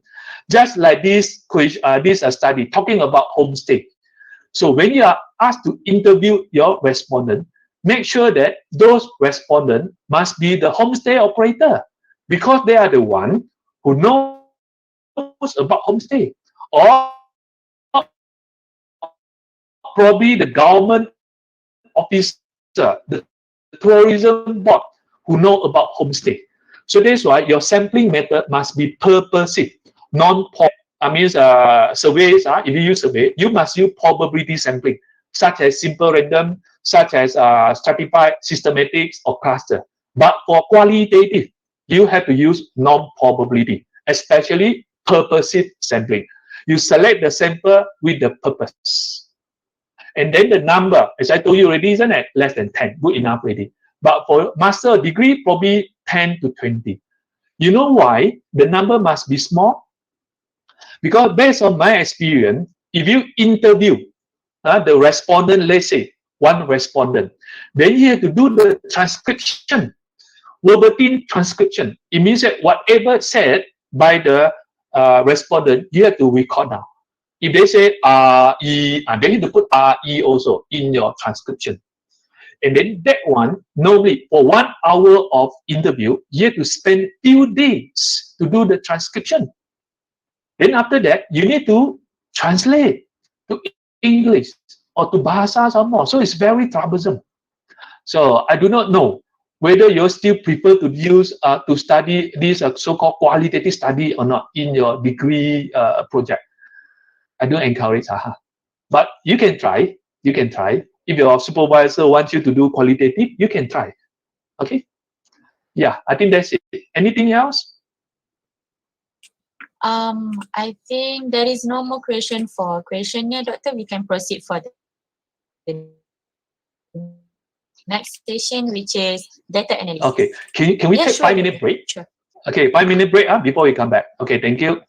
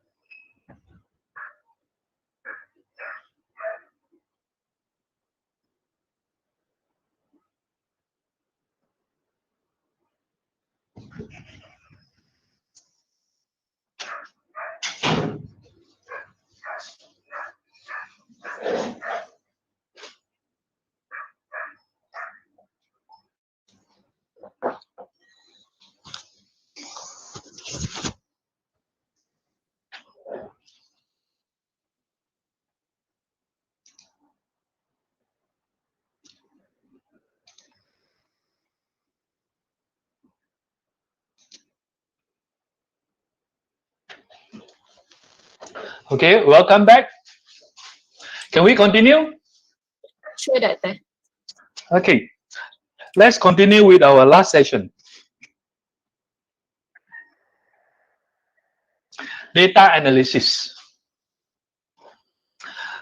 Okay, when it comes to data analysis, I like to highlight here, or I like to bring your attention to this. We are using only number in our data analysis. Bear in mind, not the qualitative data, especially in SPSS data analysis. So the analysis here will be focused more on quantitative. That's what it means. So in our questionnaire, as you can see here, this is their data, respondent data. And then all these actually are their variable in your questionnaire. So the data provided by the respondent is not in number. All the data here can be, for example, either male or female, or in their grade. It's not in number. But some, yes, let's say here is 1,000 ringgit. So this 1,000 ringgit become the number. Other is not number. That's why I mentioned the data actually is not number. But when it comes to SPSS data analysis or quantitative data analysis, we have to turn all the data into number. We have to turn all the data into number. So it means that all this data you have to turn to number. For example, if I take 2 female here, so in our data analysis, we are going to analyze the respondent or the data as 2. It's not female anymore. For example, here if I put down B, so I'm going to put down 2. We are going to analyze the number 2. It's not analyzing their grade anymore. So this concept, you have to be very clear. So because of that, all the number here, some actually is actual data. For example, 10,000 is your actual data. 2 is not your actual data. 2 actually is just a representation of the qualitative data. Dia hanya mewakili sahaja. Dia mewakili perempuan. Ini mewakili B. But 2 is not the actual data. But for this example, pendapatan bulanan is 1,000. So this 1,000 is your actual data. So bear in mind now. So are you clear now? So it means that when we analyze all those numbers, some of the number are actual data. Some of the number are not actual data. That's why all these number we are going to divide into 4 different levels here. We name it scale of measurement. Okay, why scale of measurement so important? And then a lot of students try to neglect it. So this scale of measurement important because the level of the data will decide the type of statistic which you are going to choose later on. Okay, this scale of measurement will decide or determine which type of statistical analysis you are going to use. So you cannot just simply choose, hentam sahaja. So if you just hentam, later on, when come to your research report, your whole report will be returned back or buang dalam tong sampah. You have to be very careful. So let's go through the scale of measurement here. First one is nominal, categorical data. I think that one I'm going to repeat. Second one is ordinal. So these 2 data, these 2 set of data here is fall under, we name it as categorical or qualitative data. Qualitative. It means that the number here does not present any meaning at all. The number here just to show different categories. And then all these are confined to qualitative variable, qualitative data. And then the third one and the last one, internal and ratio. These 2 level of data actually is to present your data in terms of number, the actual number. actual numbers here. So these are considered as quantitative.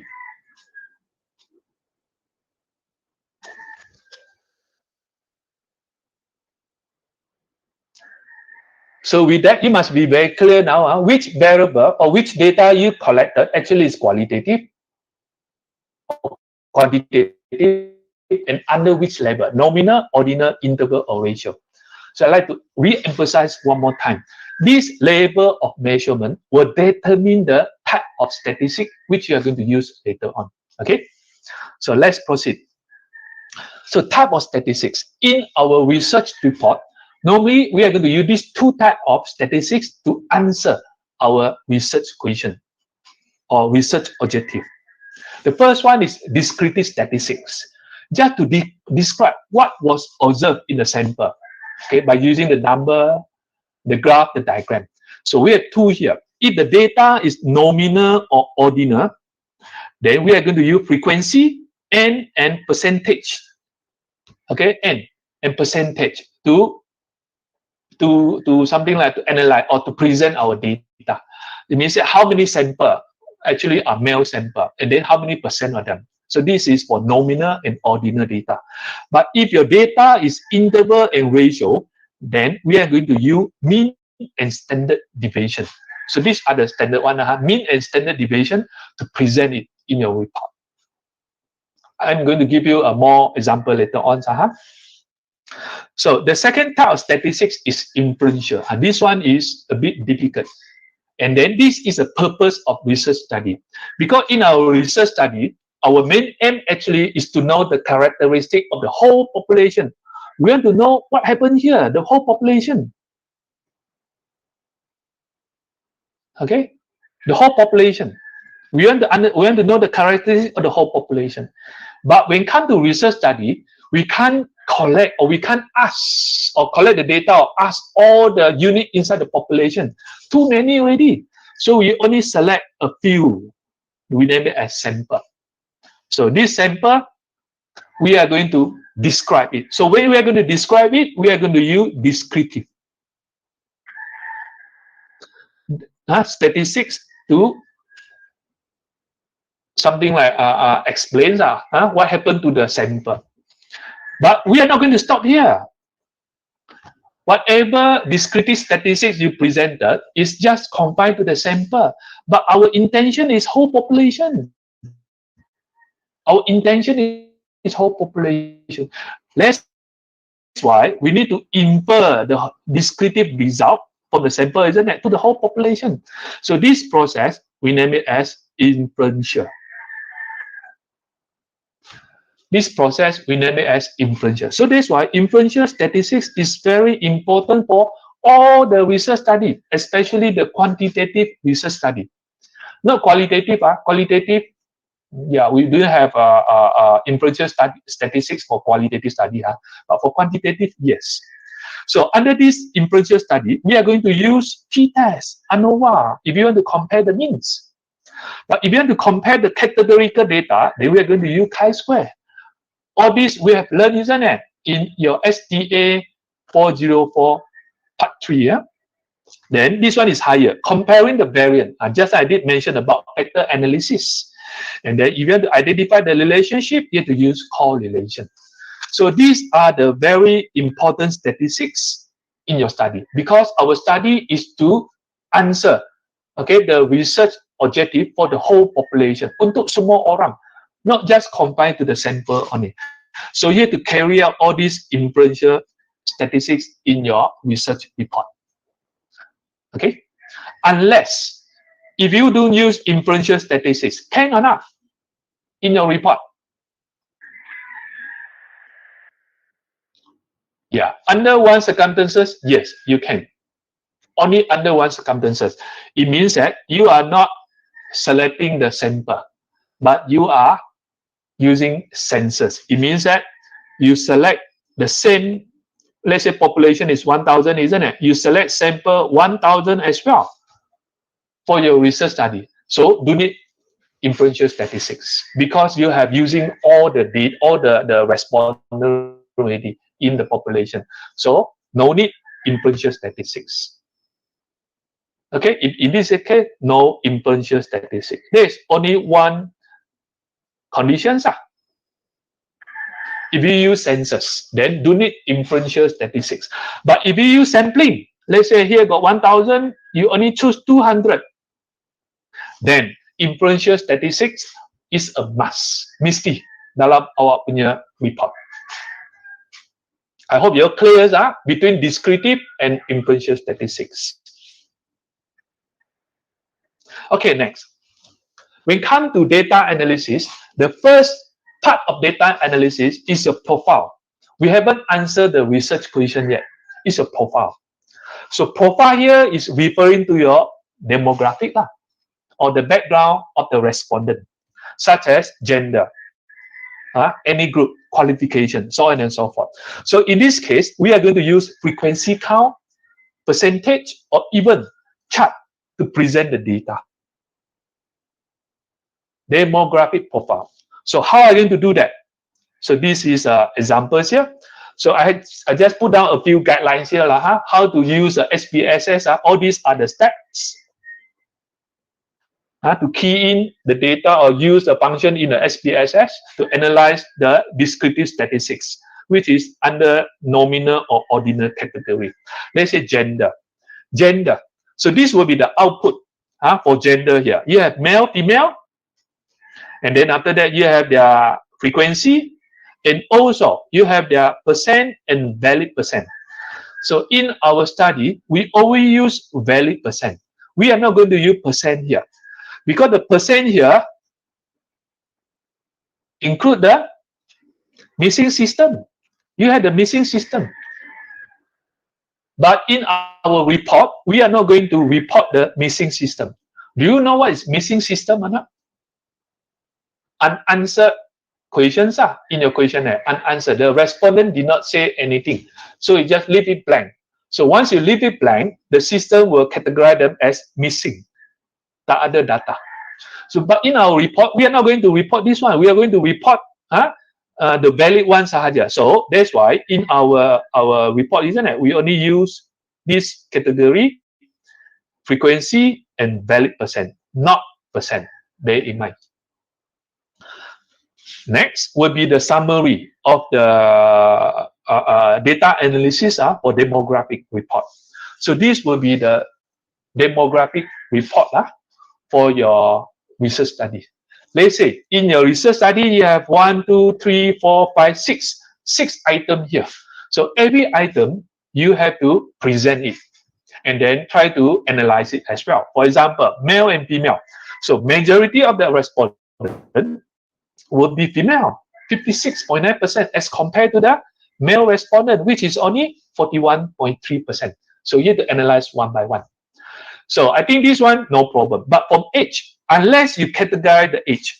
But let's say if you use blank age, you ask the respondent to fill in the blank. I think this is better actually, because if you use the actual data, which is ratio, then you can use a lot of different types of statistics to analyze it. But if you categorize age into this group, then it becomes ordinal. So for ordinal data, then you cannot use something like correlations, the Pearson correlation, or even later on when it comes to some of the studies, isn't it? You cannot use this set of data already.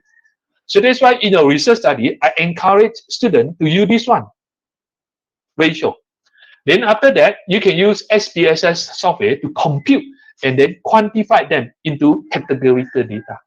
That will be the second step, better. But it's up to you, But if you still want to use this one, then go ahead. Okay? So this is how you analyze your demographic profile of the respondent. Always use frequency and percentage. Always use frequency and your percentage. So next will be your, a graphical representation. I think a bar chart, pie chart is a very common one. So you can do it later on. How about your first research objective, which is to identify the dominant factors, okay, or issue, or which one actually is the most important in your research study. So whenever you are asking to identify which one actually is the most important or which one actually dominant the whole study, then you are asked to use mean and standard deviation, because all these data, the perception data actually is lighted.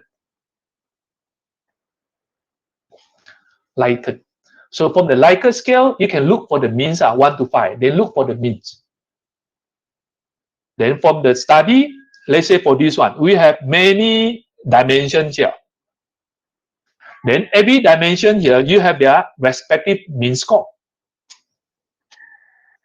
So based on their mean score, you'll be able to identify which one actually is dominant. But in our report writing, we are not going to present all the descriptive statistics here. We only present the important one, the 3 here. So when it comes to this, the importance of the factors or whatever, there are 2 ways of analyzing it.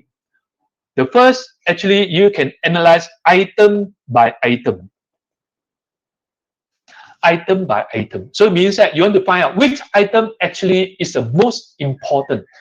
Let's say for this one, student perception on learning. Based on your mean, this is the highest one, 4.30. So if this mean is the highest one, so it means that this one actually is the most important one. It means that you have to do a lot of revision if you want to improve your performance based on the respondent perceptions. So this is the most important factors. We have answered your first research question already. Which one is the most important or least important? Okay, you can analyze item by item, or you can analyze section or component by component. Also can. Let's say this is a school climate. We have 4 components here. Out of these 4 components, which one actually is the most important? So based on the mean score, the higher mean score is this one. This one is the most important. But bear in mind, the other one, 3.63, is also very close, isn't it? So you have to mention these 2 together, open climate and disengaged climate of these school climates, which is suitable for principal readership. So these 2 is the most important. So in your study, probably you want to continue to analyze it. Oh, which one is the least important? Paling tidak penting. The lowest means. So this one is the least. Okay. So this is how you are going to answer your research question or research objective involve something like which one is higher, which one is lower. You can use frequency count, or you can use mean and standard deviation. In this example, we are going to use mean and standard deviation. Graph. Some of the graph, especially for this one, before and after, the effectiveness. So the green means the color present that the student having improvement. The blue color actually show that the student actually decline after the intervention. So it means that not effective for this group of students. For other students, actually show the effectiveness of the program. So these are some of the graphs which can help you to present your data. Not the common or like histogram, all this is too common already. Okay, how about your second research objective, which is to investigate the difference between the perception between the male or female, something like that. Or it can turn it to become a hypothesis. This actually can become your hypothesis. So if you have 2 groups only, we are going to use independent sample. Because our hypothesis is always, is there a significant difference or not? Adakah terdapat perbezaan yang significant? Perbezaan. So it's always using independent sample. We are not going to use something like evaluate the effectiveness. Effectiveness is always using pair sample before and after for effectiveness. But for significant difference, it's always using independent sample. Then if you have more than 2 groups, let's say race, You have Malay, you have Chinese, you have Kadazan, you have others. Then this one actually is more than 2 groups. So if your categorical data more than 2 groups, we are going to use ANOVA. For example, a study was carried out by asking the teachers to give their perception towards the principal leadership style. Principal leadership style. So this is the teacher perception. And then this actually is their background. We want to look from the gender perspective. Gender perspective. So that's why you have male, female, male, female. So some, let's say female, they say, oh, very good. Some female say, not very good. So it's very common, isn't it? So this is what happened to our study. Some say very good, some say not so good. But as a whole, we have to find out, is there any difference of perception or not between the male and female teacher towards the principal leadership? Adakah terdapat perbezaan yang signifikan? Since we only have 2 groups, so we are going to use independent sample. Independent sample. So this will be the research objective to investigate whether the gender of teacher affects their perception towards the principal leadership style. So these are all the steps here. Then this will be the results. So this result, the first set of result actually is for sample. This is related to sample. So this is descriptive statistics. Then the second set of or second table here, this is for population. Inferential. Okay, this table actually is for inferential statistics. So based on this table, then you can say that from the independent sample table test, we choose equal variances assume, because from the Raven test, this actually is more than 0.05. So it means that not significant. So we are going to choose the first row. So if you are going to choose the first row, then we are going to throw away the result from the second row. I think this is what we learned in STA 404. They can make the conclusions based on the what they call already p-value, which is more than 0.05. We are going to fail to reject HO. That one I'm not going to emphasize. That one will be another session. But now I just show to you. Actually, for this research objective, if you want to find out any significant difference between 2 groups, we have to use independent sample test. Independent sample test. So this is the data by you generated by SPSS. But when it comes to reporting in your research report, we have to use APA format. So this will be the APA format for independent sample t-test. Let's say you have 4 different components here or 4 different climates here. You have to check whether the male and female perceive this one differently or not. You want to find out, is there any difference between the perception between male and female student or not? Then you check their SIG. This one more than 0.05. So no significant. This one, no significant. This one, no significant. But this one, yes, because the P less than 0.05. So it means that in terms of 4 components here, these 3 components, male and female, perceive equally to these 3 components. But in engaged climate component, there is a significant difference here. So it means that from the mean given here, male actually perceive more positively as compared to female student, because male mean is higher, this one is lower. So there's a significant difference in their perception. But for open climate, even though here show the difference, 3.67, 3.62, but this difference exists only on sample. Sample only, there's a difference. But in population, no difference. So that is a purpose of inferential statistics. Your sample here always show the difference. Biasanya, there is a difference in your sample. But what happened to your population? Is your population also show the difference?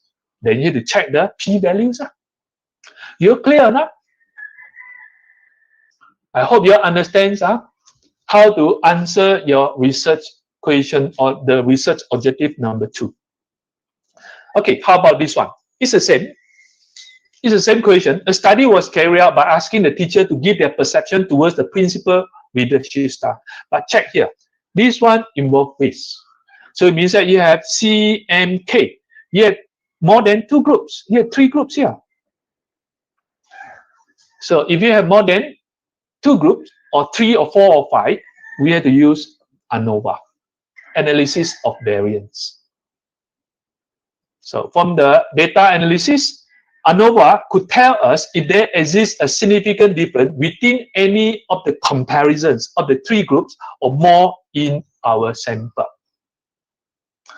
So ANOVA is a bit confused here because you have 3 groups, for example, K, M, C, 3 groups. But when it comes to comparison, we only compare 2 groups at a time. So our 3 groups here, first of all, we have to compare K and M, then K and C, then M and C. So ANOVA actually is trying to compare the relationship between the 2 groups, but they're going to combine all the 2 groups together under ANOVA. If only 2 groups, K and M, that will be under independent sample t-test. But if you have more than 2, it means that you're going to compare KM, KC, MC. So you're going to compare more than one group, one group, KM, KC, MC. That will be under ANOVA. So the result here doesn't, let's say if your result is significant, doesn't mean that all are significant. Let's say if one is significant, this one is significant, this one not significant, then ANOVA result will show it's a significant result.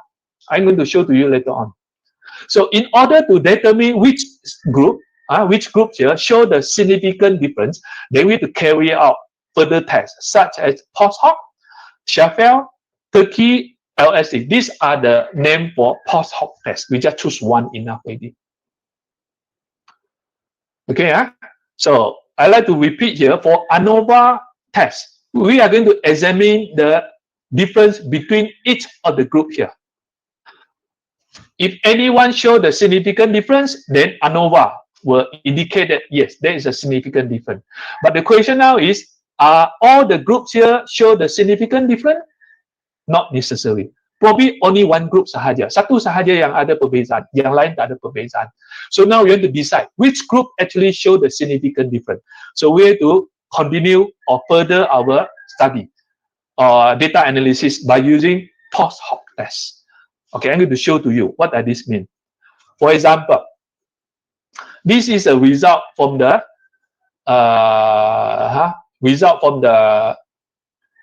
SPSS software.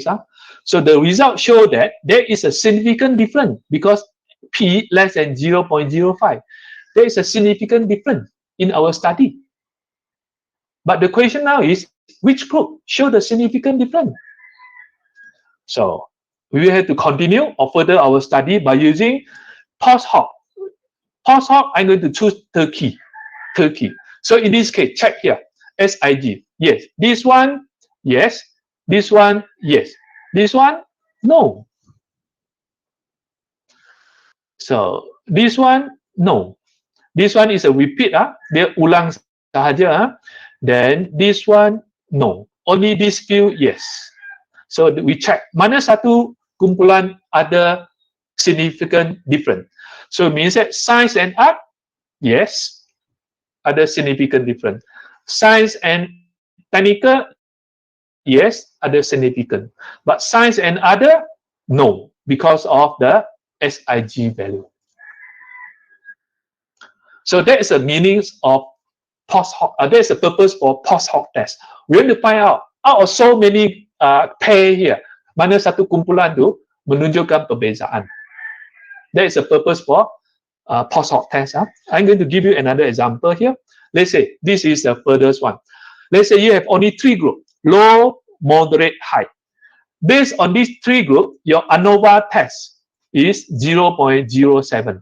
So it means that yes, there is a significant difference in all the 3 groups here, low, moderate, and high. Terdapat perbezaan yang signifikan. But the next question is, which two groups? Which two groups show the difference? So if we further our analysis by using the post hoc test, then you are going to encounter that this one only. 0.01 show the significant difference. It means your high and moderate groups show the significant difference. But your low and moderate, no difference. And also the other one, low and high, also no. Only one show the significant difference. So that is the purpose of ANOVA test. We want to examine further which two groups show the significant difference. Oh, so many groups. Which two? Okay, it can be more. So many groups can be more than many pair actually show the significant difference. Or it can be all show the significant difference. But for this example, only one show the significant difference. The other pair, tak ada. So I hope you have clearer pictures now. Why we need to further our study by using post hoc test in ANOVA. Because we want to really examine, really want to find out which pair actually show the difference. So this is your second research question. So that one I think I already explained to you. Okay, how about the third one? To investigate the relationship between A and B, between the ODL learning, the perception towards the ODL and the student academic performance. So we have to find out any relationship between the two variables. So preferably, both variables must be interval or ratio. So that's why just I told you already, your age. If you want to compare their age and their academic performance, age, better leave it blank. Ratio, better. If you categorize them, then they become ranking ready, ordinal. Then you have to use Spearman, different type. And then if you use Spearman, the answer is not very accurate. We come to the relationship. So these are all the steps here. Just give you some guidelines. How I'm going to run the SPSS software. So the result will have something like this. The first one is R equal to 1. We never encounter this type of study in any research. This type of result in any research. It means that it's a perfect relationship, R equal to 1. We never, encounter this type of research study. But your R is always less than 1. Less than 1. Let's say if 0.85, it means that very strong.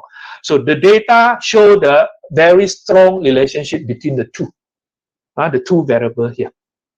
So this is how we analyze the data. So it means that these two actually both are the same, just A to B, B to A sahaja. So in this case, there is a strong and then positive relationship. And strong, positive, and significant, because there's a star here. Significant at 0.01 level. 0.01 level of significance. So these are the results actually generated by SPSS. But how about in your report writing? How are you going to present your data? So this is an example how you are going to present your answer between, let's say, the success of the homestay program and the government support. These two. So these two actually are interval data. This one is interval. This one is interval. Because both based on perception. Perception. Both based on perception or liked. Liked scale. Dua-dua adalah liked. So that's why we can use Pearson correlation to analyze it. Then we can, based on this one, we'll be able to find out overall how many percent.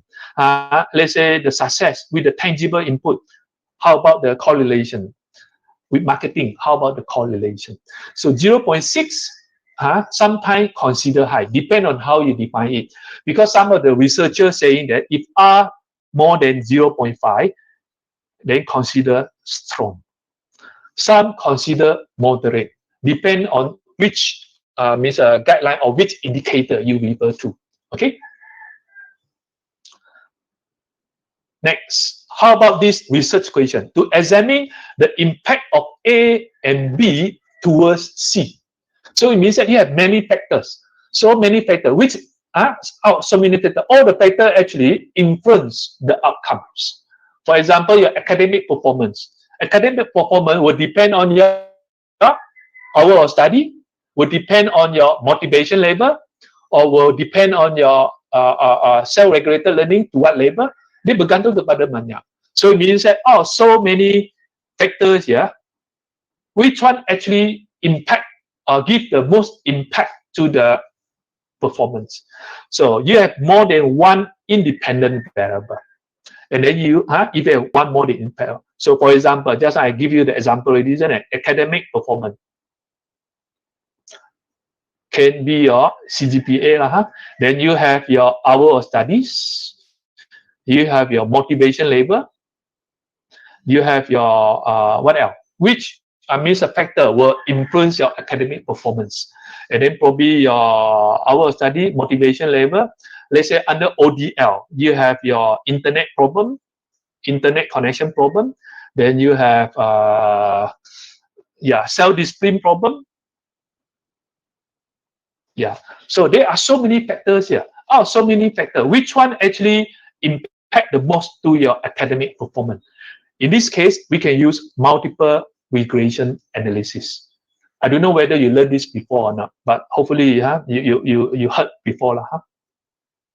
So this is examples. So we have this decision making.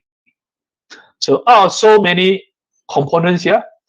So this is going to contribute to the decision making. Yeah, this is a decision making here. So so many components here. Service ability, picture and performance, trademark and tangible. So which one actually is the highest one? 5.54.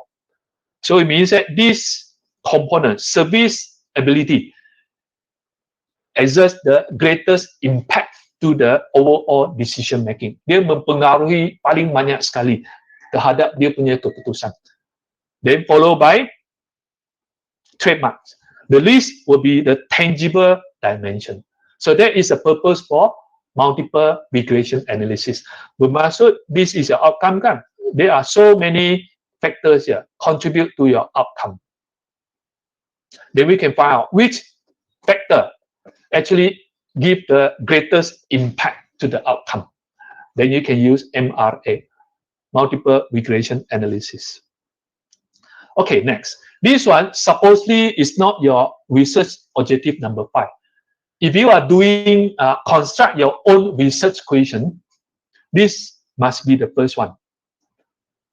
RO number 1. Because you have to answer how you construct the question first before you use the questionnaire. So this one is to construct the dimension or the factors of what that contribute to the success of something. So if you are asked to construct the dimension or the items, then you have to use exploratory factor analysis, EFA, and confirmation factor analysis. EFA using SPSS, confirmation factor analysis using AMOS, another software. So it will be very difficult for you. But this probably will be for doctorate or master level. But at least now you get some idea. What is this actually? Okay, what is this? So this is exploratory factor analysis. Initially, this study got 9 dimensions, other 9 components. Based on exploratory factor analysis, this dimension has been reduced to 7. Then initial questionnaire, the items in the questionnaire is 47. Based on factor analysis, reduced to 49. Okay. So this factor analysis, it means that you are going to use the variance of each item, then the SPSS will group them together. So it means that all these items actually group under component number 1 or dimension number 1. So you can see here, I don't know what's here. I'm not sure. I just let you know. Then another one, this will be under component number 2. So the software is very powerful. It will help you to reorganize your item into different sections or different components. So if you do so, then the items here will able to measure more accurately the data from the respondent. But a lot of our students are just simply, okay, component number 1, item ini. Then after that, you gather the data, jumlahkan sahaja. But the question now is your item valid? Adakah data yang awak kumpul tu betul-betul mewakili maksud komponen itu? There is no statistical proof. But if you use exploratory factor analysis, then there is a proof here. Data mengatakan bahawa this group actually can be measured this dimension. Sudah ada bukti. But most of our first degree, research studies, we don't do this. We just assume, dianggapkan. So it means that your finding actually is not valid. Okay? So another one, confirmation factor analysis. So we are going to further, this one more complicated, not advisable for first degree degree level. So this confirmation factor analysis further confirm that the dimension actually can be reduced further to 6. So this 6 dimension can form the framework of your study. It's not 7. And then the number of items further reduced from 29 to 19 sahaja. So it means that in my report later on, or in my analysis later on, I only use this 19 item. Out of 47, I only use 19 in my data analysis. Yang lain semua buang. Sebab tidak berkaitan. Not say tidak berkaitan saha, cannot prove statistically whether they can be used or not to collect your data. So in this case, I only, let's say, service ability. I only use 3 items. I only use 3 items from the sample, isn't it? To group it under service ability, to present the data. Okay, it's not easy actually. It's not easy, but it's interesting. It will help you to collect more reliable, more accurate data. Okay, so this is a test comparison. Earlier on, I had told you already, isn't it? This scale of measurement will determine which type of statistic you are going to use. Under nominal and ordinal scale of measurement, we name it as non-parametric. Non-parametric. Then under interval and ratio scale of measurement, we name it as parametric. So under parametric, all the tests mentioned here actually is familiar. You are familiar with it, right from your part 3, starting from SDA 404, independent sample, pair sample, ANOVA, Pearson correlation. We have been using this, but bear in mind, your data must be interval or ratio. But if your data is not interval or ratio and then you use it, salah, tak boleh pakai. But what will happen if your data is nominal or ordinal? Then you can use Mann-Whitney U-test. Mann-Whitney U-test actually is similar to independent sample. Independent sample. So when I'm going to use this one, for example, you have this one, male and female. Then they are grade A, B, C, D. Then here 3, 4, 5. Then 10. This one is a numbers. Yeah, the grade. So this one is category. So the data here actually is ordinal. So if you want to make comparison between male and female, which group actually perform better? Ini bukan mean score kan, bukan markah tau. It's category, ordinal. So you have to use Mann-Whitney. But if your male and female here is related to score, let's say this one 35, 41, whatever score. Score actually is interval under a scale level of measurement for your marks. Then you can use independent sample. So that is what I mentioned. So right from the beginning, you must be able to identify the level of a scale of measurements for your variable clearly, for each variable clearly, so that you'll be able to select the appropriate test here. But normally, we will try to encourage the student, try to design the equation so that the level of scale of measurement is interval or ratio. So in order to use all the tests here. So this is a guideline. This is a guideline. How to select the appropriate testing.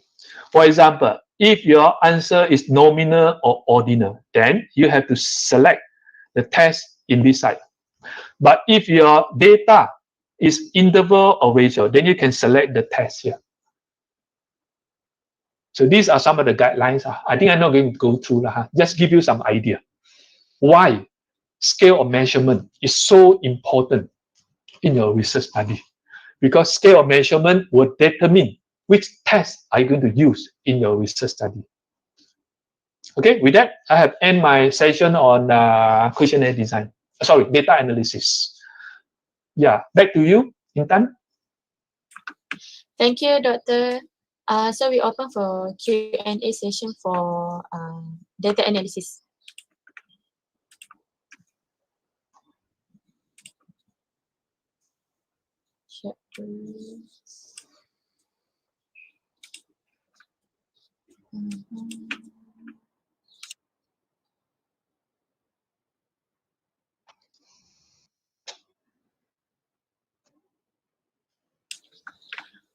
Okay, rasanya macam tak ada soalan for data analysis.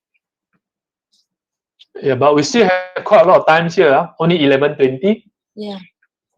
Betul. Yeah. Anyone want to ask question about or related to data analysis or even related to research question or designing the questionnaire?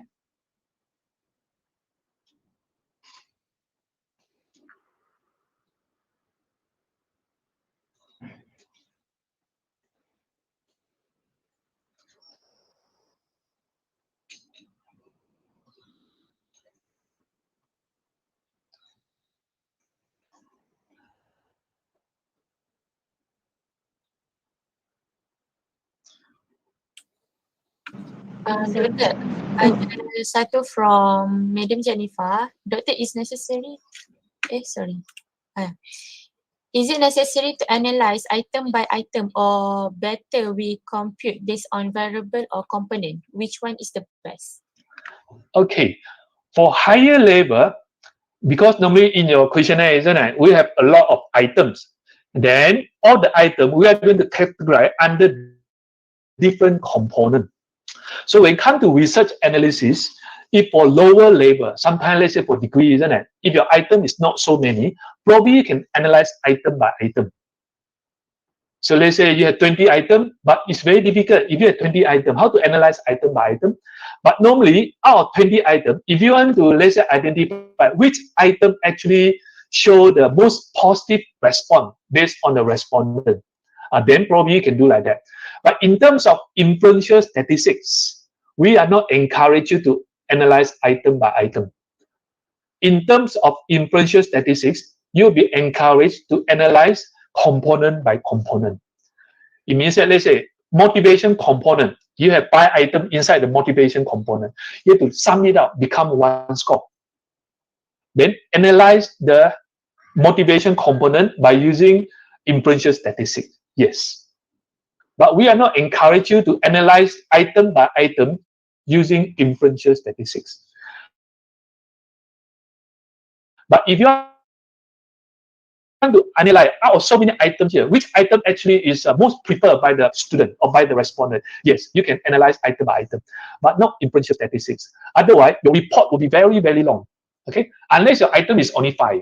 Okay, good. Okay lah, you can go for item by item. But if you have 20 items, no, you cannot run 20 t-tests later on. Cannot. How to run 20 t-tests? How to answer the research question? Cannot. Yeah. Thank you, Doctor.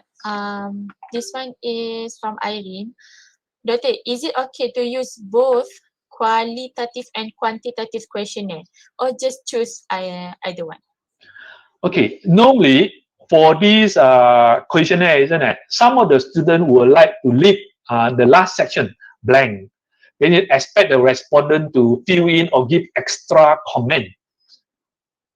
Okay, but the problem now is, based on my observation, a lot of students or a lot of respondents, they are not going to fill in the space at the back. So even though you expect to collect some qualitative data, but very difficult. But you can try. Actually, you can mix actually. The first part is quantitative. Then the last part, you can ask the student or ask the respondent to give their written response.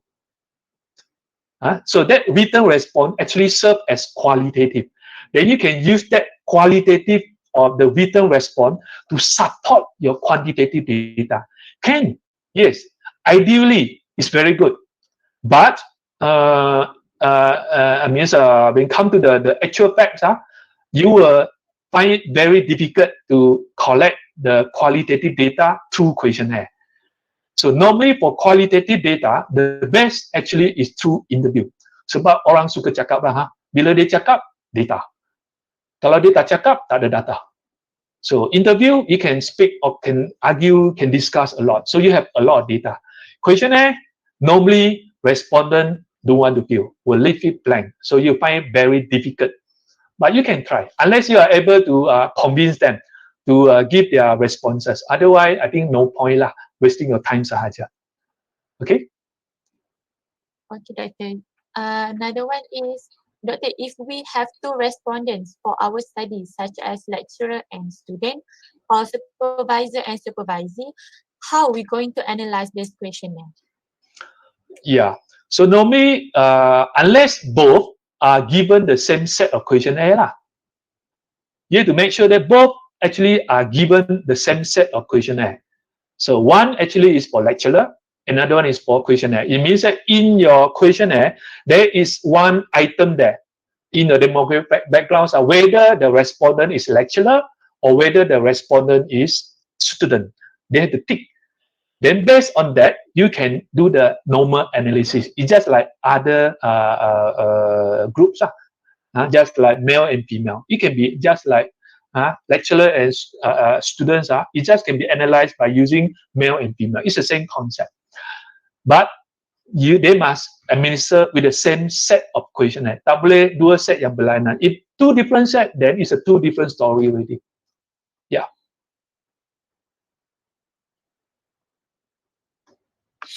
Okay, Doctor. For correlation table, which table you advise to be included in the report? The summary table or another table where we can see the p-value? So normally, for these correlations, or not only for correlation, for all the inferential statistics generated by SPSS, we are not going to use them or import them directly from the output and then we copy and paste into our report. No, we have to actually change everything. We have to follow the APA format. So some I have shown to you already, the APA formats here. Like this one. This is the output based on SPS. We can't use all of them. So that's why we're going to select some of them. For example, N, mean, and standard deviation. These three are the most common ones. Then we are going to construct the new table. The new table. For this t-test, also the same. So this is a t-test, means the output. We cannot copy the whole result here and then paste into our report. It's not valid actually. We are not following the APA format.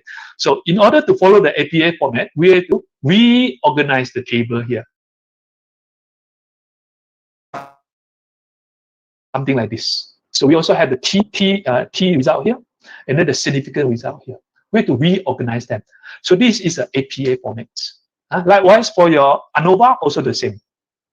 ANOVA, this is the table. We cannot just copy and paste. We have to summarize them into here. So this is the guidelines. Yeah. Okay, thank you, Doctor. The one question from our participant at YouTube, if factor in the questionnaire added from the past research, still need to use exploratory or just use regression? There are two methods. Normally, if your dimension actually is adapted or something like adapted, if from different sources, a bit difficult, but if everything adapted from the same source, then you can assume that the validity is good. You can quote their study. You can use their data to support the validity and reliability. And then straight away, you can run it. You don't need to run the exploratory factor analysis or even confirmation factor analysis. But if you design your own item, you design your own item, you must go through exploratory factor analysis. But if you adapt from different sources, not the same sources, from different sources, sometimes for degree level, normally we ignore that, but for master or PhD level, you have to run confirmation factor analysis, whether the component can be lumped together or can be confirmed together or not, whether they are related or not. Yeah, all depend. Yes. Factor analysis, exploratory, if you are designing your own questionnaire, right from beginning, yes, you must. Okay? But if you adopt from other sources, do need. And then for dimension, if you use the dimension from different sources, you have to use confirmation factor analysis.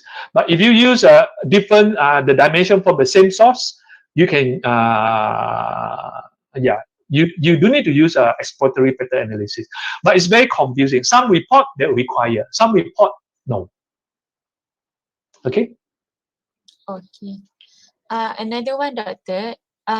Is there any procedure that we need to follow when we ask expert to check our questionnaire so it can be included in our report as evidence? Normally, you are expected to design a form. Okay, so based on the form, will be all those the expert particulars. Then at the bottom will be their comments. So that form serves as a official documents to support the validation. But the question now is, when come to the actual report, isn't it? You can attach the form as an evidence as appendix at the back. But in your write-up, you just mention that, oh, this questionnaire has been validated by the expert. That's it. Then you probably can put refer appendix 1, something like that. So you just attach their comments at the back. Yes, can. But not as your body of report as an appendix di belakang. Yeah. Okay, Doctor. Maybe this one is the last one question. I'm not sure, but return back to our first session, which is designing objective. Is it okay for degree student only give 3 objectives so that their research will be okay? So again, all this will depend on you and your supervisor. Some supervisor, they will require more research objective. Some supervisor, they just want you to narrow down to 3 or 4. All depend. That's the first possibility. Then the second possibility will depend on the nature of your study. If your research objective can be answered by using only 1 page of data, then you will have a lot of problem now. You get my idea now? It means that later on your number of pages not enough. Your number of wording not enough because there is a minimum requirement, isn't it? So that's why you have to ask, or you have to ask yourself, or you have to check whether your research objective, when you answer it, how long is your data actually? If your data a lot, then 1 or 2 research questions is good enough. Even PhD study, some of them, they only have 2 research questions. But each research question, probably they will take up 20, 30 pages to answer. Yeah, again, it will depend between you and your supervisor, and also how long actually, or how much data you have actually to answer that particular research question or research objective. Yeah. Okay, thank you, Doctor. Ada ke para hadirin yang ingin mengajukan soalan lagi? Okay. From Madam Jennifer, what is your advice for undergraduate study? How many items should be in one variables or component? Okay, so normally in one questionnaire, please don't include too many items inside the questionnaire. Otherwise, the respondent will feel very boring. or very reluctant to answer the question. So I will advise you 30, 40 actually is very optimum number of items. And then when come to this component also, that will depend on your study. Okay, depend on your study. Some of the study, let's say in terms of the independent variable, they have probably 3 or 5, depends, but not too many. I think again, 4 to 5 would be good enough already. 4 to 5 components, and then each component, you have probably around 5, 6 questions, it would be good enough. Each component, you must have about 5 or 6 components. Cannot be less than 3. Normally, based on the guideline, at least 3 items in each component. But ideally, it's about 5 or 6, so that the data will be more accurate. Okay? So that would be about for undergraduate students, 3, 4, 5 components, that's good enough already. Number of items, if possible, around 30, 40, not too many. Yeah.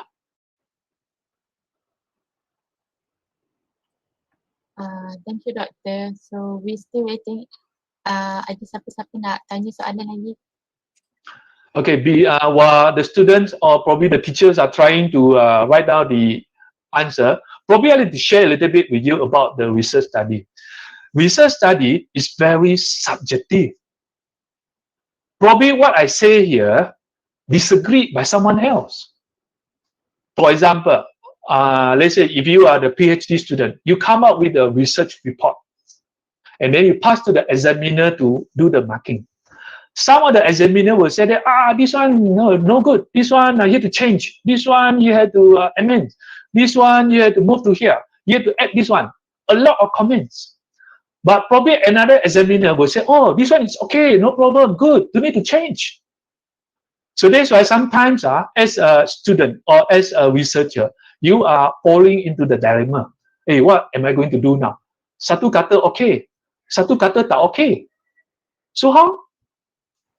Yeah, that's what happened to the research work. Every examiner have their own thinking because of their backgrounds.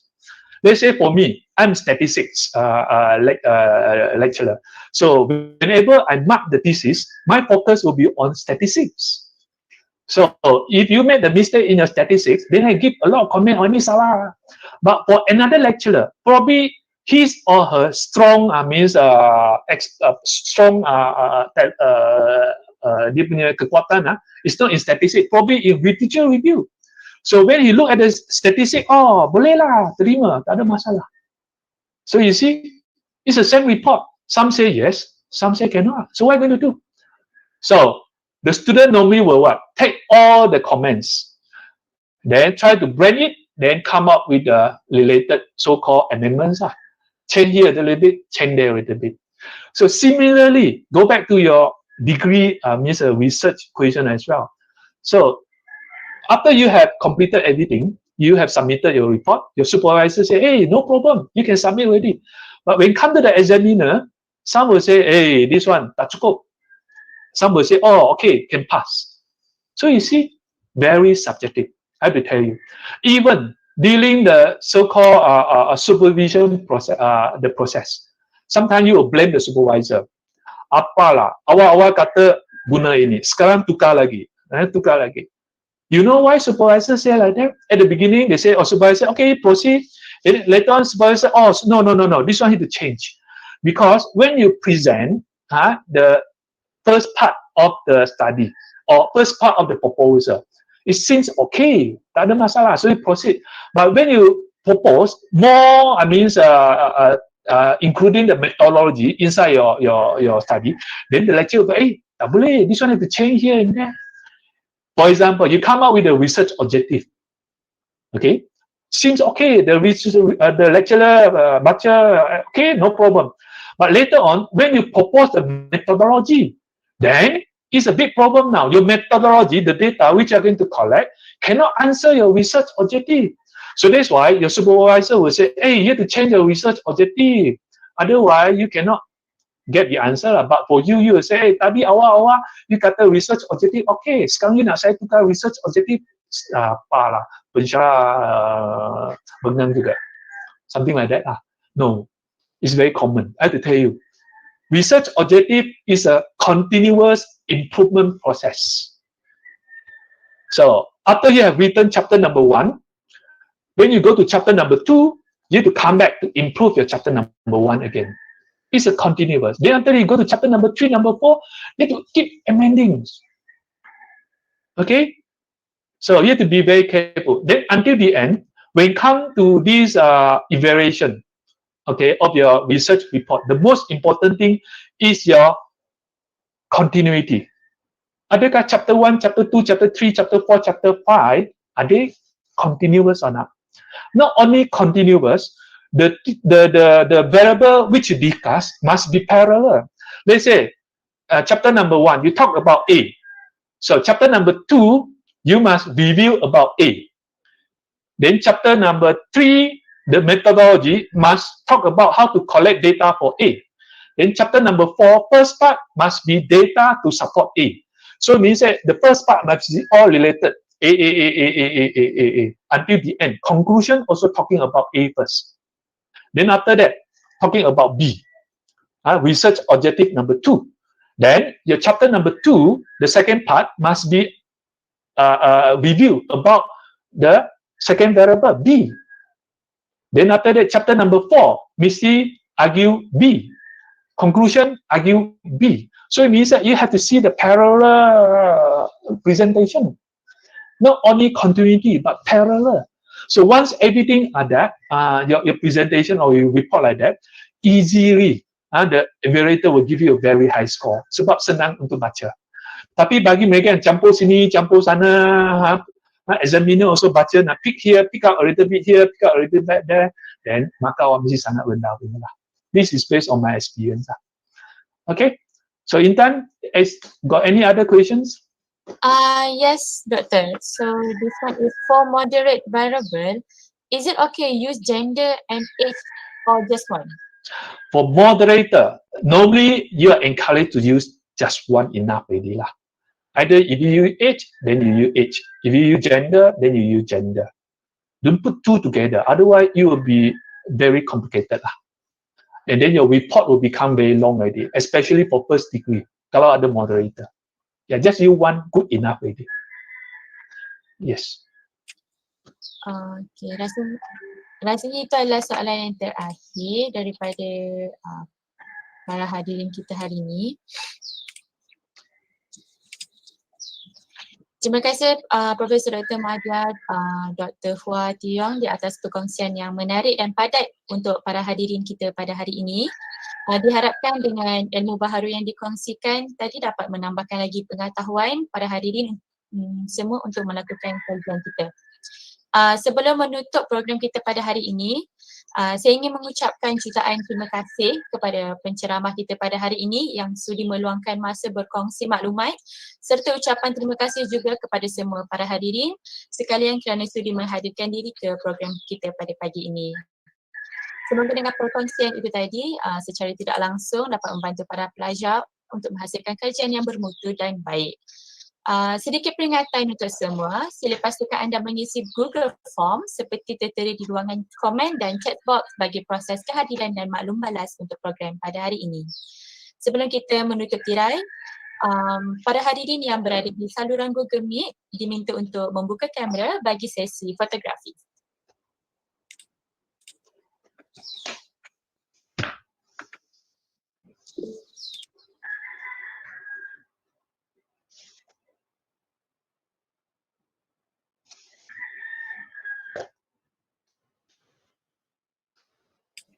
Okay, terima kasih semua. I mean, I just say a few things. Thank you to all of you for my means UiTM Cawangan Sarawak. Actually, we are very happy. Actually, we can work together with Cawangan Sabah. In future, we will hope that this type of collaborations can continue. Probably next time, we can invite the lecturer from Sabah also to give some talk of sharing to the student from UiTM Kuching or UiTM Sarawak. Okay. My side, I hope, or encourage the student here. The research journey actually is very boring sometimes. The research journey sometimes is very challenging. But nevertheless, if you are able to come up with a report at the end, then you feel very satisfied. This is my product, satu buku. Okay, probably this is in your whole life, but you are able to come up with a book actually. The first time or probably the last time as well. You feel very proud. But along the way, it's very difficult. I have to tell you, not easy. Especially when come to Viva or come to evaluation part, very stressful. But this is a learning process. Everyone will be able to go through. Like just for myself, I have been going through many times already. But I still survive. And then I still enjoy my life. So hopefully all of you will be doing the same. Okay, that's it. Thank you.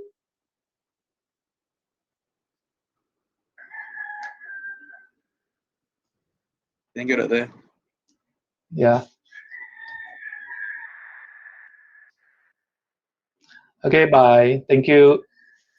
Yeah, thank you, Thank you, Doktor. Doktor. Thank you, Dr. Yeah. Thank you, PM Dr. Hua. Okay, bye. Thank you.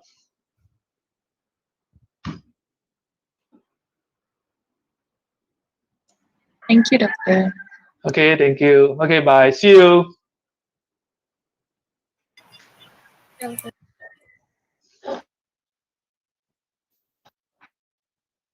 Can invite you next time, Dr. Hua, for staff.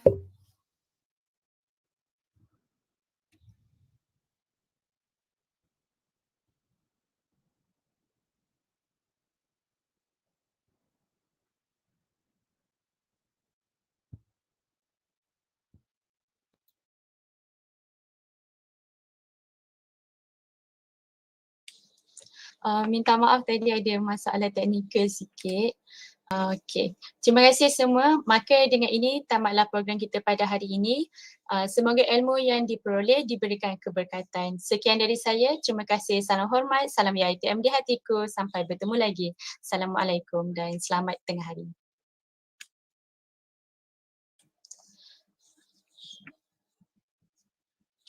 Okey.